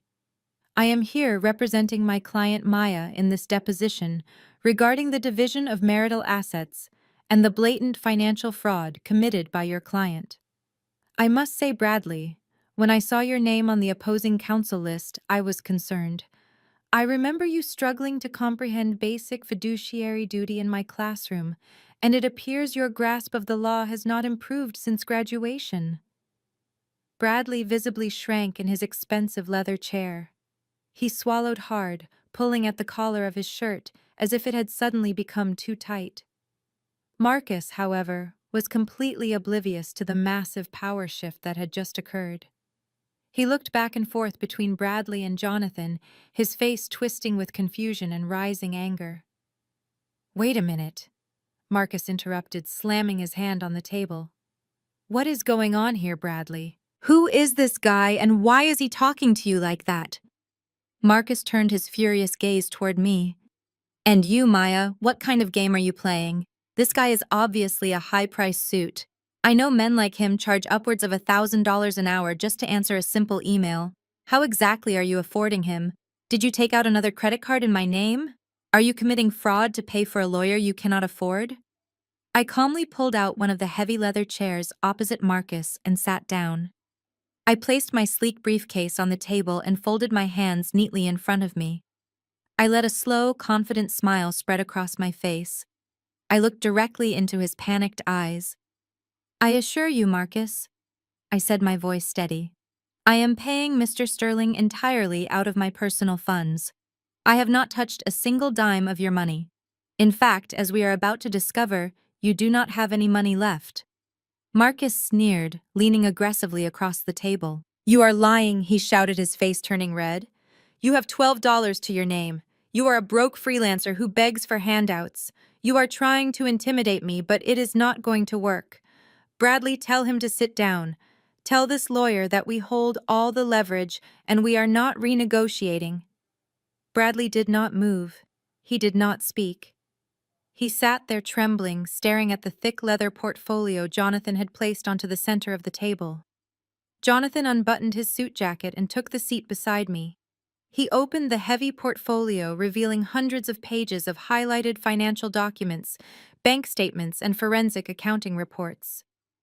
My client is not here to renegotiate anything, Marcus, Jonathan said, pulling a silver pen from his inside pocket.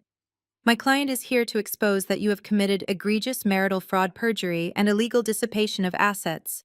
And Bradley, Jonathan added, turning his piercing gaze toward his terrified former student. I strongly suggest you advise your client to remain silent today, because everything he says from this moment forward will be used to put him in federal prison. The formal deposition will now begin. The formal deposition will now begin, Jonathan stated clearly. He looked over at the court reporter, who gave a quick nod, her fingers hovering over the keys. Jonathan reached into his leather portfolio and pulled out a massive black binder that was at least 4 inches thick. He lifted it high enough for everyone to see before dropping it onto the center of the mahogany table. The heavy thud echoed through the silent room like a gavel striking a block. Bradley physically flinched in his chair, his eyes darting toward the thick stack of papers.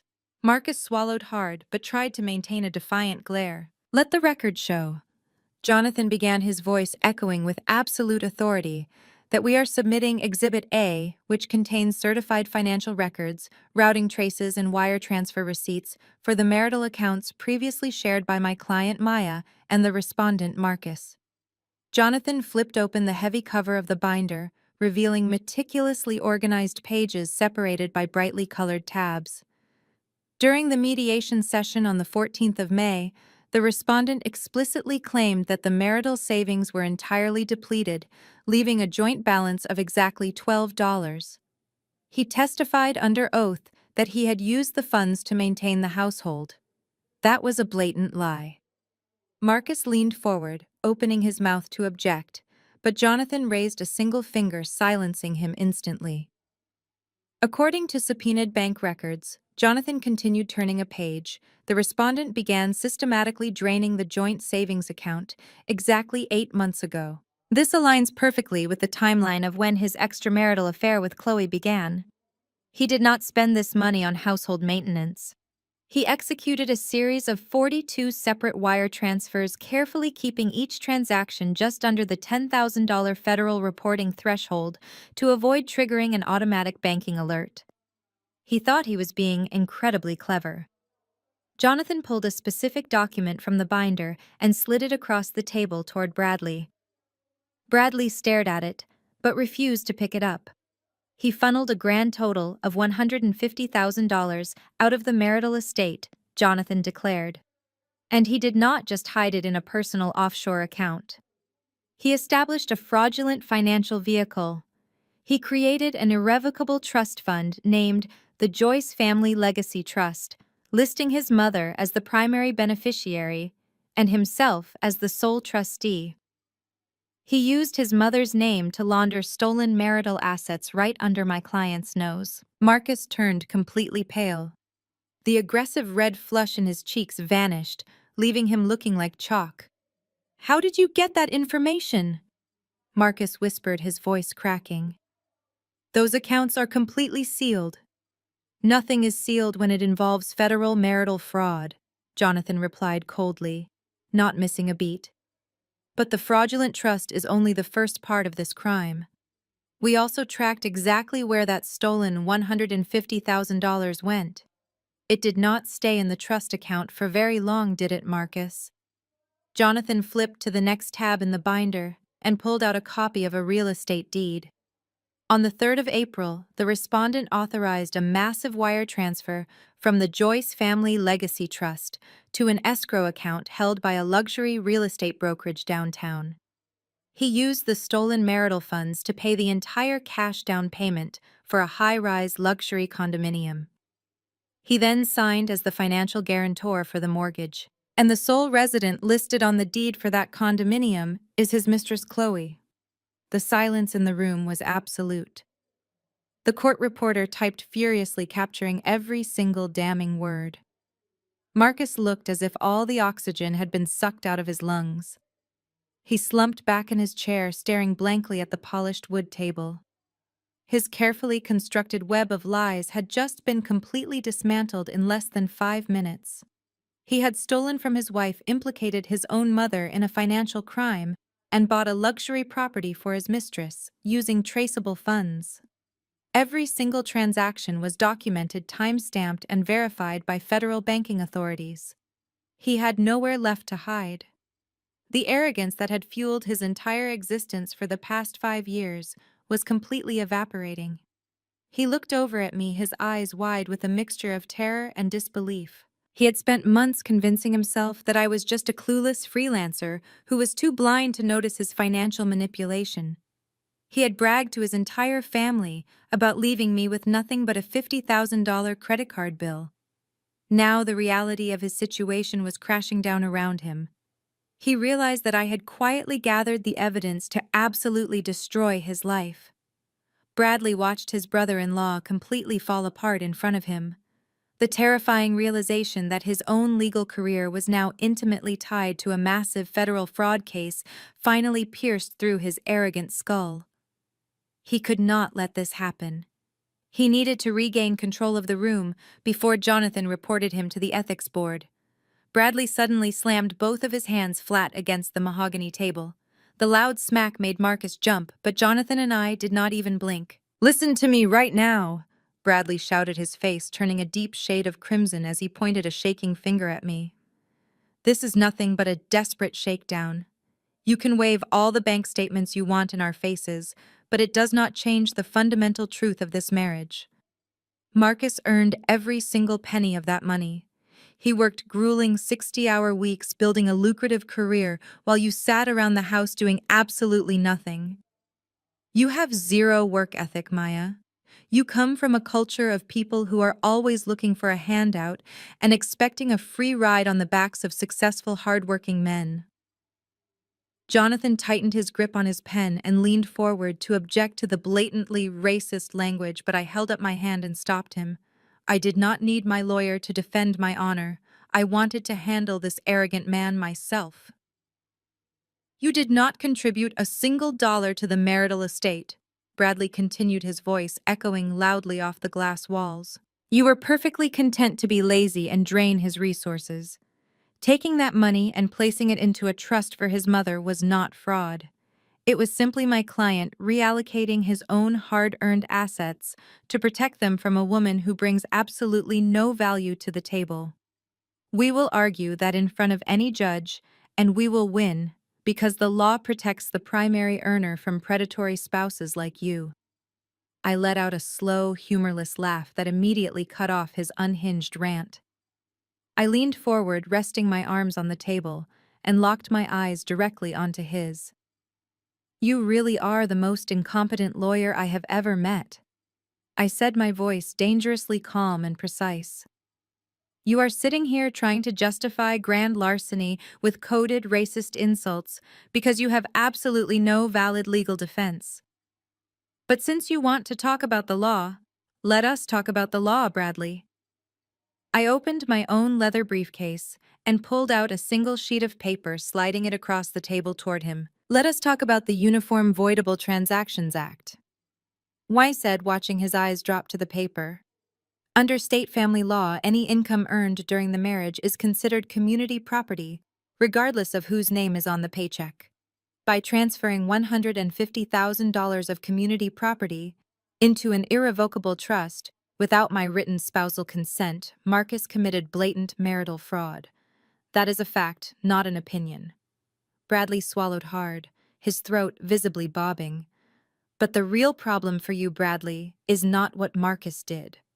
I continued, my voice growing sharper with every single word. "The real problem for you is how he did it. You are the registered attorney of record for the Joyce Family Legacy Trust. Your signature is right there on the bottom line of the founding documents. You legally drafted the paperwork to help your brother-in-law hide stolen marital assets. You facilitated the transfer of community property to a third party to purchase real estate for his mistress. I paused, letting the absolute gravity of my words sink into his terrified mind. You did not just provide bad legal counsel, Bradley. You actively aided and abetted financial fraud. That is a direct violation of the American Bar Association rules of professional conduct. You knowingly participated in a criminal conspiracy to defraud a spouse. When we hand this massive binder over to the state disciplinary board, they are not just going to suspend your law license. They are going to disbar you completely. And when the federal authorities realize you helped launder money across state lines, you will be facing the exact same prison sentence as your client. Bradley sank back into his heavy leather chair, as if all the bones in his body had suddenly evaporated. His mouth hung open, but he could not form a single word. He looked helplessly at Jonathan, desperately hoping his former mentor would jump in and correct my legal analysis. But Jonathan simply smiled and gave a slow, approving nod. My assessment was perfectly accurate. Bradley had truly dug his own grave trying to bury me today. Jonathan allowed the heavy silence to stretch for a few moments, letting the reality of impending disbarment settle over Bradley. He then reached back into his leather portfolio and pulled out a single, neatly typed document. "We have established that your client committed fraud," Jonathan said, his tone shifting back to the cold precision of a corporate litigator. "But we are not finished here today. There is one more matter regarding the division of assets that requires immediate clarification." Jonathan slid the document across the mahogany table. It came to a stop right in front of the paralyzed lawyer. "This is a formal subpoena and a motion to unseal the complete financial records of a specific limited liability company," Jonathan explained. "During the mediation session on the 14th of May, your client graciously allowed my client to retain sole ownership of an entity known as Apex Ventures. He did this under the mistaken assumption that the company held zero value and was merely a failed vanity project." Bradley stared at the paper as if it were a venomous snake. His hands were shaking so violently that he had to press them flat against the table to steady himself. He slowly leaned forward and began to read the first page of the motion. I watched his eyes scan the black ink. I watched the exact moment his brain processed the legal terminology and the attached financial summaries. A sharp gasp escaped Bradley's lips. All the remaining color drained from his face, leaving him looking like a corpse. His fingers went completely numb, and the expensive silver pen he was still holding slipped from his grasp. It hit the polished mahogany table with a loud clatter and rolled onto the carpet. He looked up at me, his eyes wide with a mixture of absolute shock and pure terror. He finally understood the magnitude of his massive legal blunder. "What is this?" Bradley whispered, his voice trembling uncontrollably. "This cannot be real. This has to be a typographical error.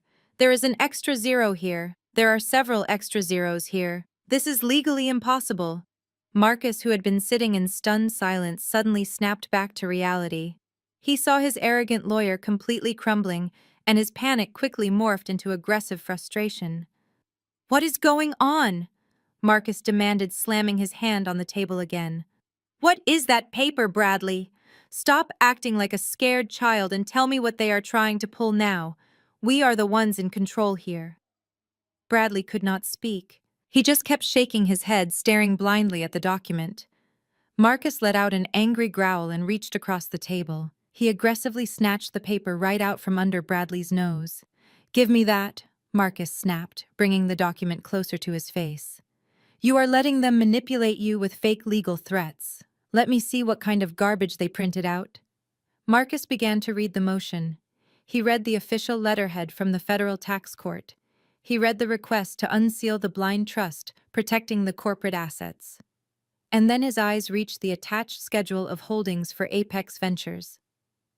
I sat perfectly still and watched the arrogant, confident man I once married completely shatter into a million pieces. His eyes darted back and forth across the page, reading the numbers over and over again. He read the list of commercial real estate properties owned by the holding company. He read the quarterly dividend reports. He read the current market valuation of the entity he had gleefully signed away just 2 weeks prior when he thought he was punishing me with credit card debt. Apex Ventures was not a worthless shell company with zero profits. It was a massive corporate holding firm, and the valuation listed on the official court document was staggering. No, Marcus breathed out, his voice tight and shallow. No, this is impossible. You do not have this kind of money, Maya. You are a freelancer. You work from the kitchen table. You have $12 in the bank. I smiled gently, leaning back in my chair. I do work from the kitchen table, Marcus, I replied calmly. But I do not freelance. I am the sole founder of a venture capital firm. I quietly invested in commercial real estate early in our marriage. I protected my assets using a blind trust because of your reckless spending habits. I legally structured Apex Ventures to report zero personal income to me. You never asked about my work because you never respected me. Marcus stared at the paper, his hands trembling violently. He saw the estimated valuation of $20 million. He looked at his own signature, completely surrendering all claims. He had signed away something monstrous. 2 weeks after that devastating deposition, we walked into the grand courtroom for the final divorce hearing. The heavy oak doors swung shut behind us, sealing Marcus and his arrogant family inside. The courtroom was vast and intimidating, with high ceilings and dark wood paneling. Sitting high on the bench was the Honorable Judge Eleanor Vance. She was a brilliant, no-nonsense black woman with a reputation for destroying unprepared lawyers. She adjusted her glasses and looked down at the docket with a sharp, piercing gaze. Marcus looked physically ill. The last 14 days had aged him 10 years. His skin was pale and his expensive tailored suit hung loosely on his frame because he had lost so much weight from the sheer panic. He sat at the respondent's table, staring blankly ahead. Right behind him, sitting in the public gallery, was his mistress, Chloe. She was completely clueless about the financial apocalypse that had already destroyed her boyfriend's life. She was wearing another expensive designer outfit, casually checking her manicured nails and loudly popping her chewing gum. Next to her sat Mama Joyce, who was glaring daggers at my back. Mama Joyce smoothed her dress and sat up straight, fully expecting the judge to finalize my complete financial ruin today. I sat perfectly still at the petitioner's table. Jonathan sat right beside me, exuding absolute confidence. He calmly arranged his thick legal folders on the desk. He did not look like a man preparing for a fight. He looked like an executioner preparing to pull a lever. The bailiff called the courtroom to order, demanding silence. Judge Vance folded her hands on her desk and looked directly at Bradley. I see we are here to finalize the mediated settlement agreement signed by both parties last month. Judge Vance began, her voice echoing in the large room. Is there any reason we cannot proceed with the final decree today? Before she even finished her sentence, Bradley practically leaped out of his chair. He was sweating profusely and his hands were shaking so badly he dropped his legal pad on the floor. Your Honor, Bradley stammered, gripping the edge of the table to steady himself.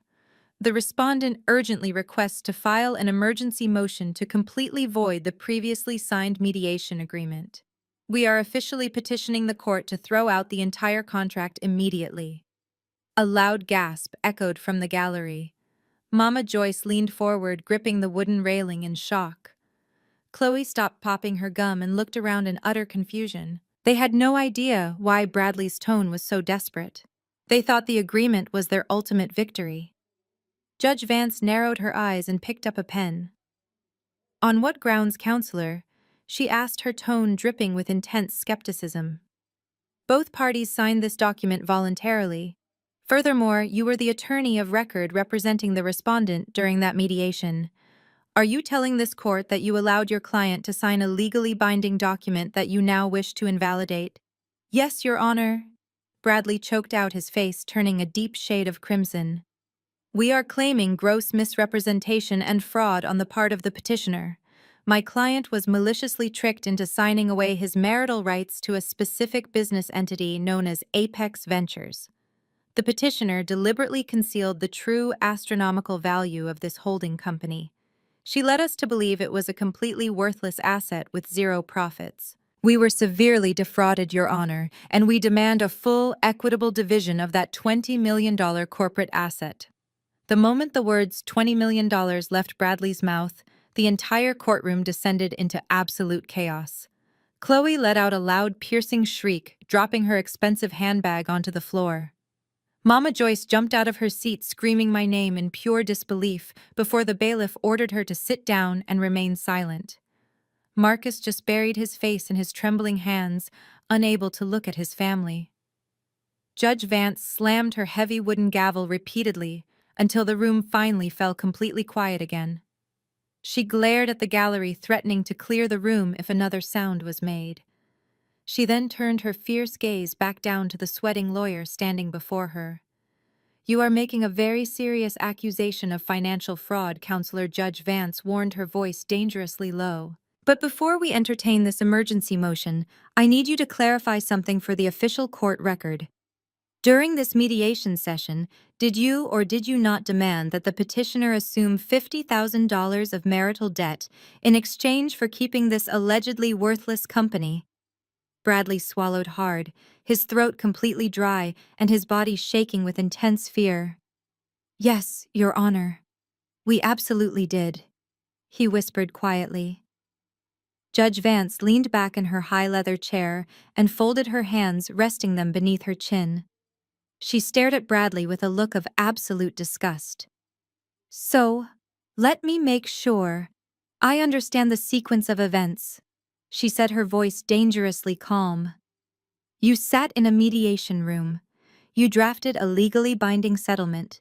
You aggressively demanded that the petitioner assume $50,000 of your client's personal credit card debt, and in exchange you allowed her to keep a company that you yourselves deemed entirely worthless. Now 2 weeks later, you are standing in my courtroom demanding I throw out your own contract because you suddenly realized the company has actual value."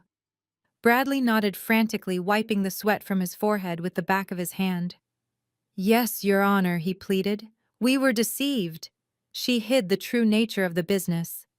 Jonathan stood up smoothly, buttoning his tailored suit jacket. "Your Honor," Jonathan said, his deep voice cutting through the tension in the room. "If I may address the court regarding opposing counsel's ridiculous allegations of fraud. I have here a certified copy of the complete financial disclosures and the unsealed corporate registry for Apex Ventures. We filed this motion to unseal the records specifically to put an end to this circus." Judge Vance extended her hand. The bailiff stepped forward, took the thick file folder from Jonathan, and handed it up to the bench. The courtroom was completely silent. The only sound was the rustling of heavy paper as the judge flipped open the file and began to read. I watched her eyes scan the first page, then she flipped to the second page. Her eyebrows shot up toward her hairline. She adjusted her glasses and leaned closer to the document, reading the attached financial schedules and the corporate ownership structure. For a long moment, Judge Vance did not say a single word. She looked up from the file and stared directly at me. Her stern expression softened for just a fraction of a second, replaced by a look of profound respect. She then turned her gaze back to the respondents' table. When she looked at Bradley, her eyes were filled with pure judicial fury. Counselor Judge Vance said, her voice echoing like thunder. "Did you do any basic legal due diligence before you sat down at that mediation table? Did you perform a standard corporate background check on this entity?" Bradley gripped the wooden edge of the table so tightly his knuckles turned completely white. "We ran a basic search, Your Honor," he stammered. "The company showed zero personal income distributions to the petitioner. We assumed it was just a failed freelance consulting firm." "You assumed," Judge Vance repeated, slamming her hand down flat against her desk. "You are a corporate attorney and you simply assumed. Tell me, counselor, are you completely unaware of her real identity? Do you have any idea who is sitting across the aisle from you right now?" Bradley opened his mouth, but no sound came out. Marcus looked up at the judge, his face pale and slick with nervous sweat. Chloe and Mama Joyce leaned forward in the gallery, completely captivated by the unfolding disaster. Since you clearly failed to do your job, I am going to make you do it right now, Judge Vance commanded. She handed the thick file back to the bailiff. Hand this copy to opposing counsel, she ordered. The bailiff walked over and dropped the heavy file right in front of Bradley. Judge Vance pointed a stern finger at the trembling lawyer. Open that file to page 42. Judge Vance instructed her tone, leaving absolutely no room for debate. I want you to read the first 3 paragraphs of that page out loud. I want it entered into the official court record, exactly what you willingly signed away on behalf of your client today. Bradley stared at the closed folder like it was a live explosive device. His hands shook violently as he reached out and flipped the heavy cover open. He clumsily turned the thick pages, his breathing shallow and rapid.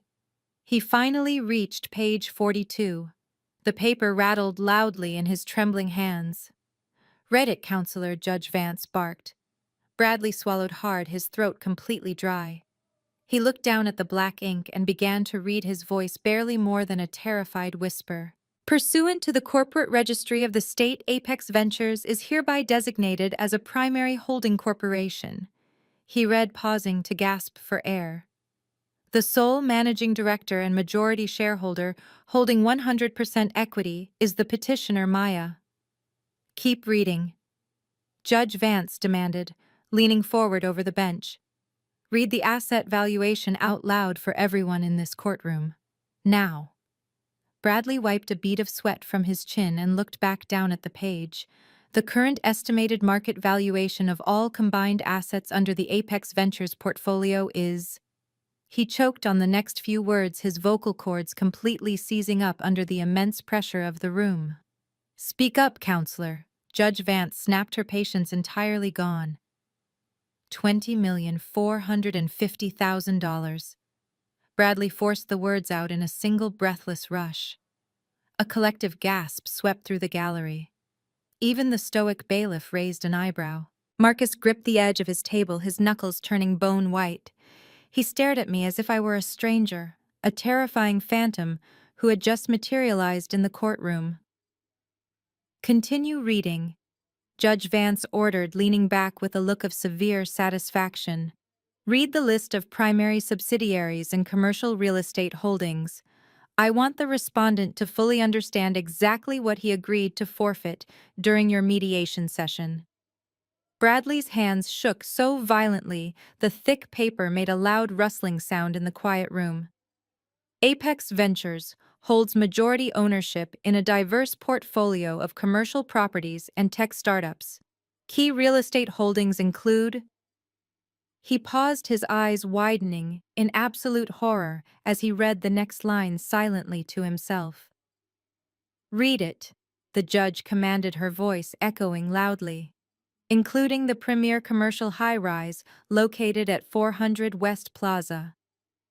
Bradley, said, his voice dropping to a hollow, trembling whisper. Marcus shot up from his chair, the heavy wooden legs scraping loudly against the hardwood floor. That is impossible, he shouted, all protocol completely forgotten. 400 West Plaza is my corporate headquarters. My office is in that building. You are telling me my broke wife owns the building my company leases. Sit down right now, Judge Vance roared, slamming her gavel violently. Or I will hold you in contempt and have you wait in a holding cell. Marcus slowly sank back into his chair, his mind completely broken. He had spent the last 5 years acting like the king of his corporate castle, treating me like a peasant who was lucky to eat his scraps. Now he was discovering that the very ground his corporate tower sat upon belonged entirely to me. I was his landlord. I was the silent entity his arrogant chief executive officer complained about during tense lease negotiations. Keep going, Counselor.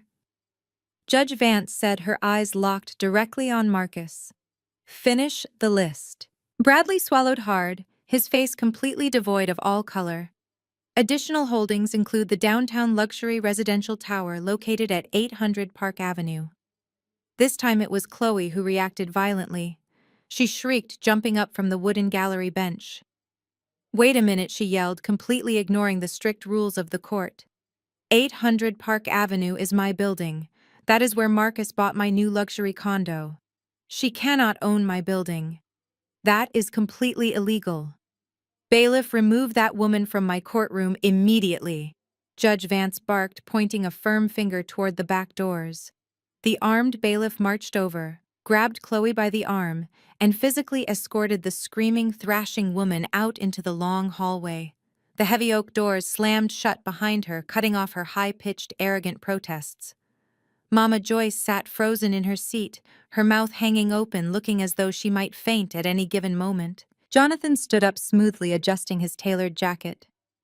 Your Honor, just to clarify the record, my client is not a failed freelance consultant, as opposing counsel has repeatedly and maliciously claimed. Maya is a highly successful venture capitalist.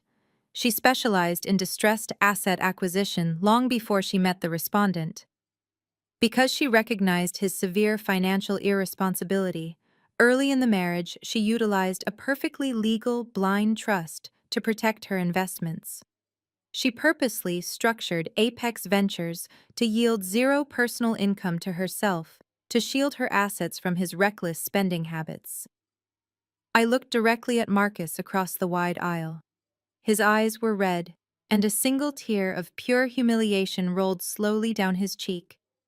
He had spent years bragging about his six-figure salary, completely unaware he was sleeping next to a multimillionaire. He had mocked my simple clothes, unaware they were custom-tailored stealth wealth pieces. He had laughed at my empty bank accounts, completely blind to the fact that those accounts were merely decoys. He thought he had financially starved me out of our marriage. Instead, he had willingly signed away his legal right to a massive corporate empire just to punish me with a $50,000 credit card debt. His greed and his desperate need to feel superior had entirely blinded him to the undeniable hard truth. The courtroom remained perfectly still as the sheer magnitude of my wealth settled over the room. Judge Vance adjusted her glasses and looked down at the emergency motion Bradley had desperately filed just minutes prior. She picked up the document between her index finger and thumb as if it were contaminated with a severe disease. She dropped it back onto her heavy oak desk with a loud, sharp slap. Your motion to void the mediation agreement is completely denied. Judge Vance announced, her voice cutting through the heavy air with absolute finality. You came into my courtroom today, hoping to finalize a contract you believed would leave the petitioner entirely destitute. You sat there smugly demanding she take on $50,000 of your personal debt, while you walked away with the marital home. You only cried fraud when you discovered your own profound ignorance cost you access to a $20 million empire. The court does not reward such monumental stupidity, counselor. Bradley slumped down in his chair, completely defeated and broken. Marcus, however, could not accept his terrifying new fate. He stood up again, his hands trembling wildly. Your Honor, you cannot do this, Marcus pleaded, his voice cracking with sheer desperation. She lied to me for 5 years. She hid millions of dollars while I paid the daily household bills. I am legally entitled to half of those assets under state community property laws. You have to grant me an equitable division of that holding company. It is only fair. Judge Vance fixed him with a glare so intense it made him instantly stop talking. You are entitled to absolutely nothing, she replied coldly.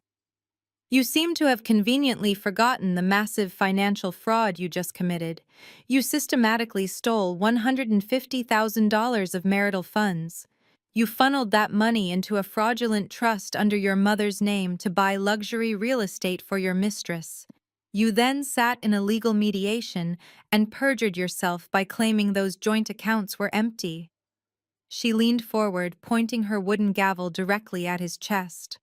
Under the established legal doctrine of clean hands, you forfeit any right to seek equitable relief from this court.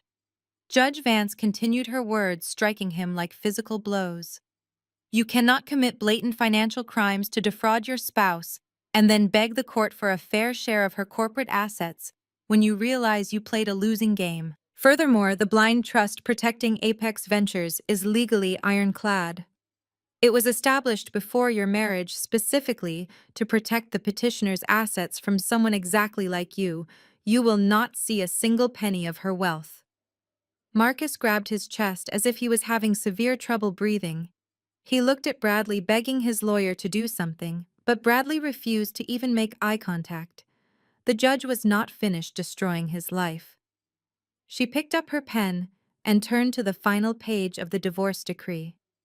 Regarding the division of remaining marital liabilities, Judge Vance declared her tone strictly business.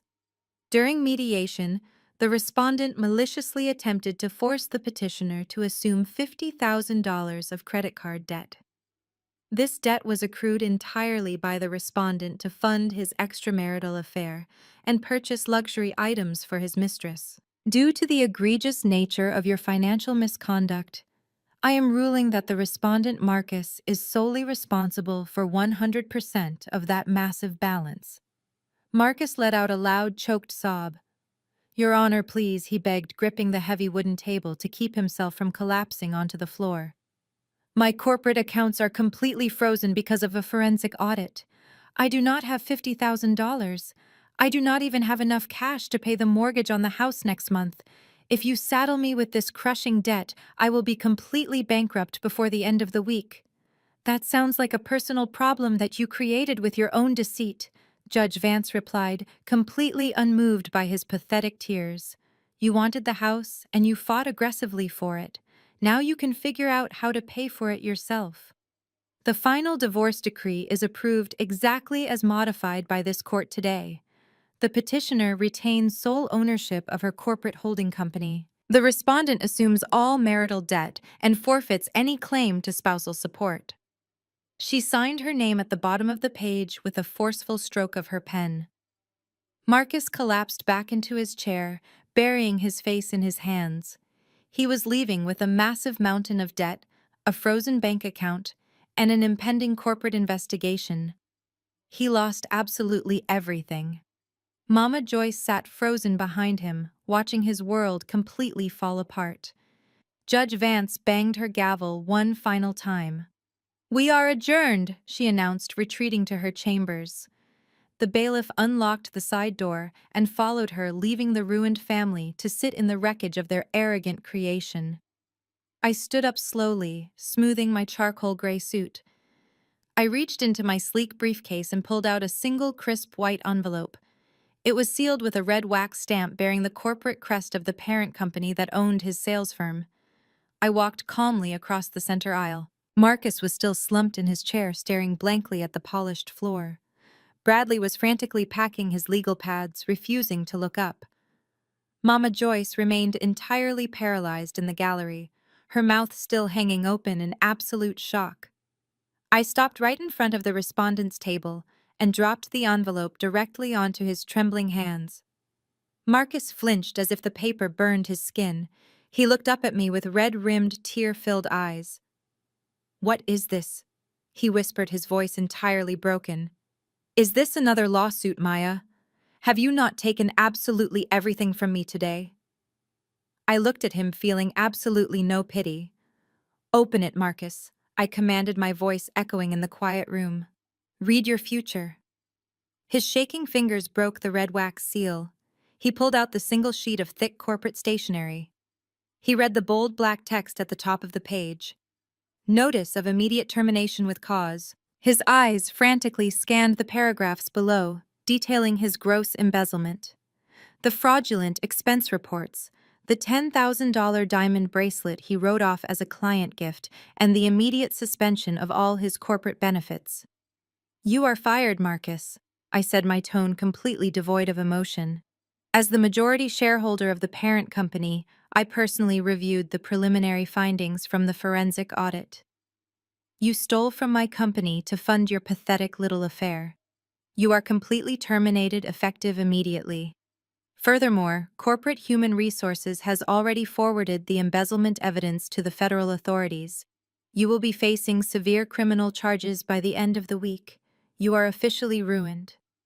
Marcus dropped the letter, his jaw trembling as he let out a loud, pathetic sob. He buried his face in his hands, weeping openly in front of his paralyzed mother. While Marcus cried, Jonathan stepped forward and stood directly in front of the sweating, panicked lawyer. Bradley had his briefcase half-zipped, desperately trying to escape the room. Jonathan reached into his tailored suit jacket and pulled out a formal legal notice, slipping it onto the table right over Bradley's messy files. "What is this?" Bradley stammered, taking a terrified step backward. "That is a formal notification of a grievance filed with the State Bar Association," Jonathan replied, his deep voice laced with absolute disgust. "We are officially reporting you for severe ethical violations, gross incompetence, and actively aiding your client in committing federal financial fraud. I personally spoke with the disciplinary committee this morning. They are opening a full investigation into your entire legal practice. You should probably start looking for a new career, Bradley, because you will never practice law in this state ever again." Bradley collapsed back into his chair, clutching his chest as he hyperventilated. His arrogant smirk was gone forever, replaced by the terrifying realization that his entire livelihood was completely destroyed. Jonathan and I turned away from the pathetic men and walked down the center aisle. Mama Joyce refused to make eye contact, staring blankly at the floor as we passed her. We pushed open the heavy oak doors and stepped out into the brightly lit corridor. Chloe was pacing frantically outside the courtroom, her arms crossed tightly over her chest. The moment she saw me, she marched forward, her face twisted in rage. "What did you do in there?" she screamed, her high-pitched voice echoing down the long marble hallway. "What did you do to Marcus? You are just a bitter, broke freelancer trying to ruin his life because he upgraded to a real woman." I stopped walking and looked her up and down, taking in her fake confidence. "I am not a freelancer, Chloe," I replied smoothly. "I am the sole owner of Apex Ventures, which means I own the luxury residential tower located at 800 Park Avenue. The building where Marcus bought your beautiful new condo with stolen money." Chloe's face instantly dropped. Her mouth opened, but she could not speak. "By the way," I continued, offering a cold, predatory smile, "the property manager taped an immediate eviction notice to your front door an hour ago. You have until midnight to pack your cheap clothes and vacate my property. Have a wonderful life, Chloe." Chloe stood completely paralyzed in the marble hallway. Her designer handbag crashed onto the floor. The reality of her immediate homelessness washed over her empty expression. Before she could even process the magnitude of her ruined life, the heavy oak doors of the courtroom burst open. Mama Joyce stumbled out into the corridor, looking like a woman who had just survived a horrific shipwreck. Her large, extravagant church hat was sitting crookedly on her head, and her face was streaked with dark, ruined makeup. She saw me standing near the elevators with Jonathan, and she immediately sprinted toward us. Her high heels echoed frantically against the polished stone. "Maya, wait!" she screamed, her voice cracking with sheer desperation. "Please, wait just a minute." She lunged forward, reaching out with trembling hands to grab my arms, but Jonathan swiftly stepped between us. He held up a single firm hand, forcing the frantic older woman to stop completely in her tracks. Mama Joyce ignored the lawyer and looked around him, locking her tearful eyes directly onto mine. "Maya, you cannot do this to us," she pleaded, sobbing uncontrollably. "You are destroying my family. Marcus is your husband. We are your family. You know he is a good man deep down. He just made a foolish mistake. He was confused and led astray by that terrible girl over there." She pointed a shaking finger at Chloe, who immediately gasped in offended outrage. "You cannot take his job and leave him with all that terrible debt," Mama Joyce continued, weeping loudly. "He is just a boy, Maya. Please show some grace. We can fix this. We can go to counseling and put our family back together." I looked at the pathetic weeping woman and felt absolutely nothing. I stepped around Jonathan and looked directly down into her desperate eyes. I did not raise my voice, but my words cut through the hallway like a freshly sharpened blade. "Marcus is not a boy, Mama Joyce," I said, my tone dropping to a chilling surgical whisper. "He is a fully grown man who made a series of calculated, malicious choices. He chose to lie. He chose to steal. He chose to humiliate me, and you sat right there and cheered for him while he did it. You stood in my bedroom 2 weeks ago and told me I was a fatherless street rat who was dragging your precious successful son down. You praised the very same mistress you are now desperately trying to blame. You wanted me ruined and homeless. Mama Joyce opened her mouth to speak, but I held up my hand and silenced her instantly. You do not get to play the family card now that the deck is completely stacked against you. I continued, stepping closer so she could hear every single word clearly. You spent 20 years letting your own husband disrespect you, and you expected me to carry that exact same generational curse. You wanted me to shrink myself to protect a weak, insecure man just like you did.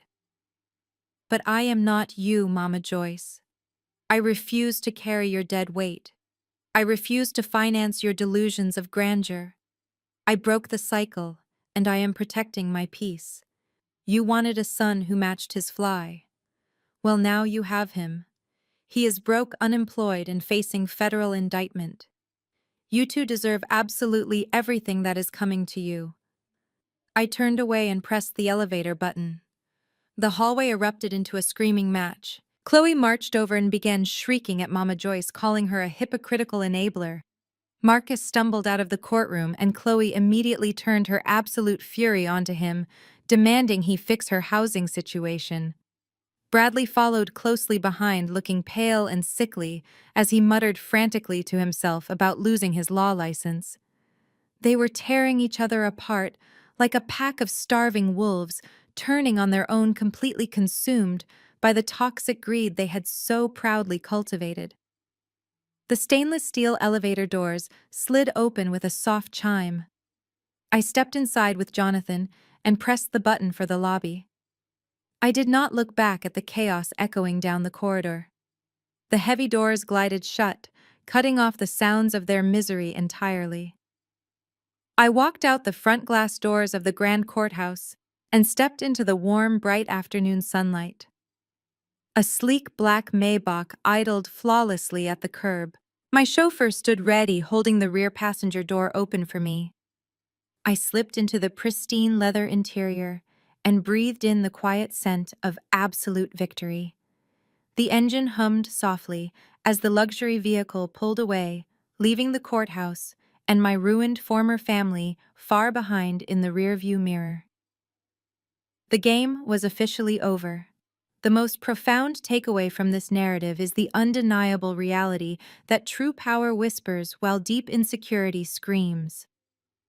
Throughout the ordeal, we witness a stark contrast between two completely different approaches to personal value.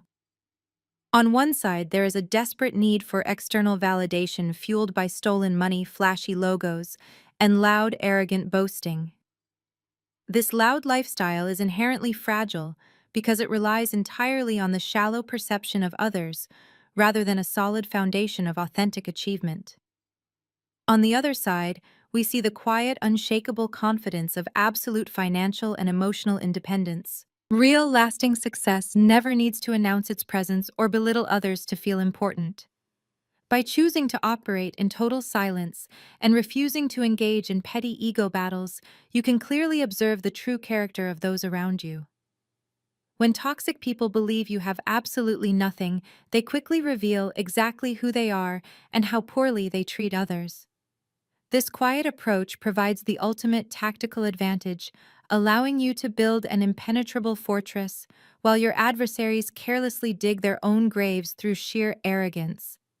It is incredibly easy to get swept up in the modern societal pressure to constantly prove your worth to people who do not genuinely care about your well-being.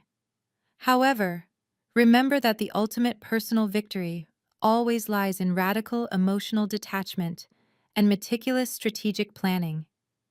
Protecting your peace means recognizing that you do not owe anyone an explanation of your immense value. Just let the toxic individuals in your life completely underestimate you, while you silently build an incredible reality they could never even fathom. Take a very hard and honest look at your inner circle today and start quietly investing in your absolute financial independence before giving anyone the power to dictate your worth.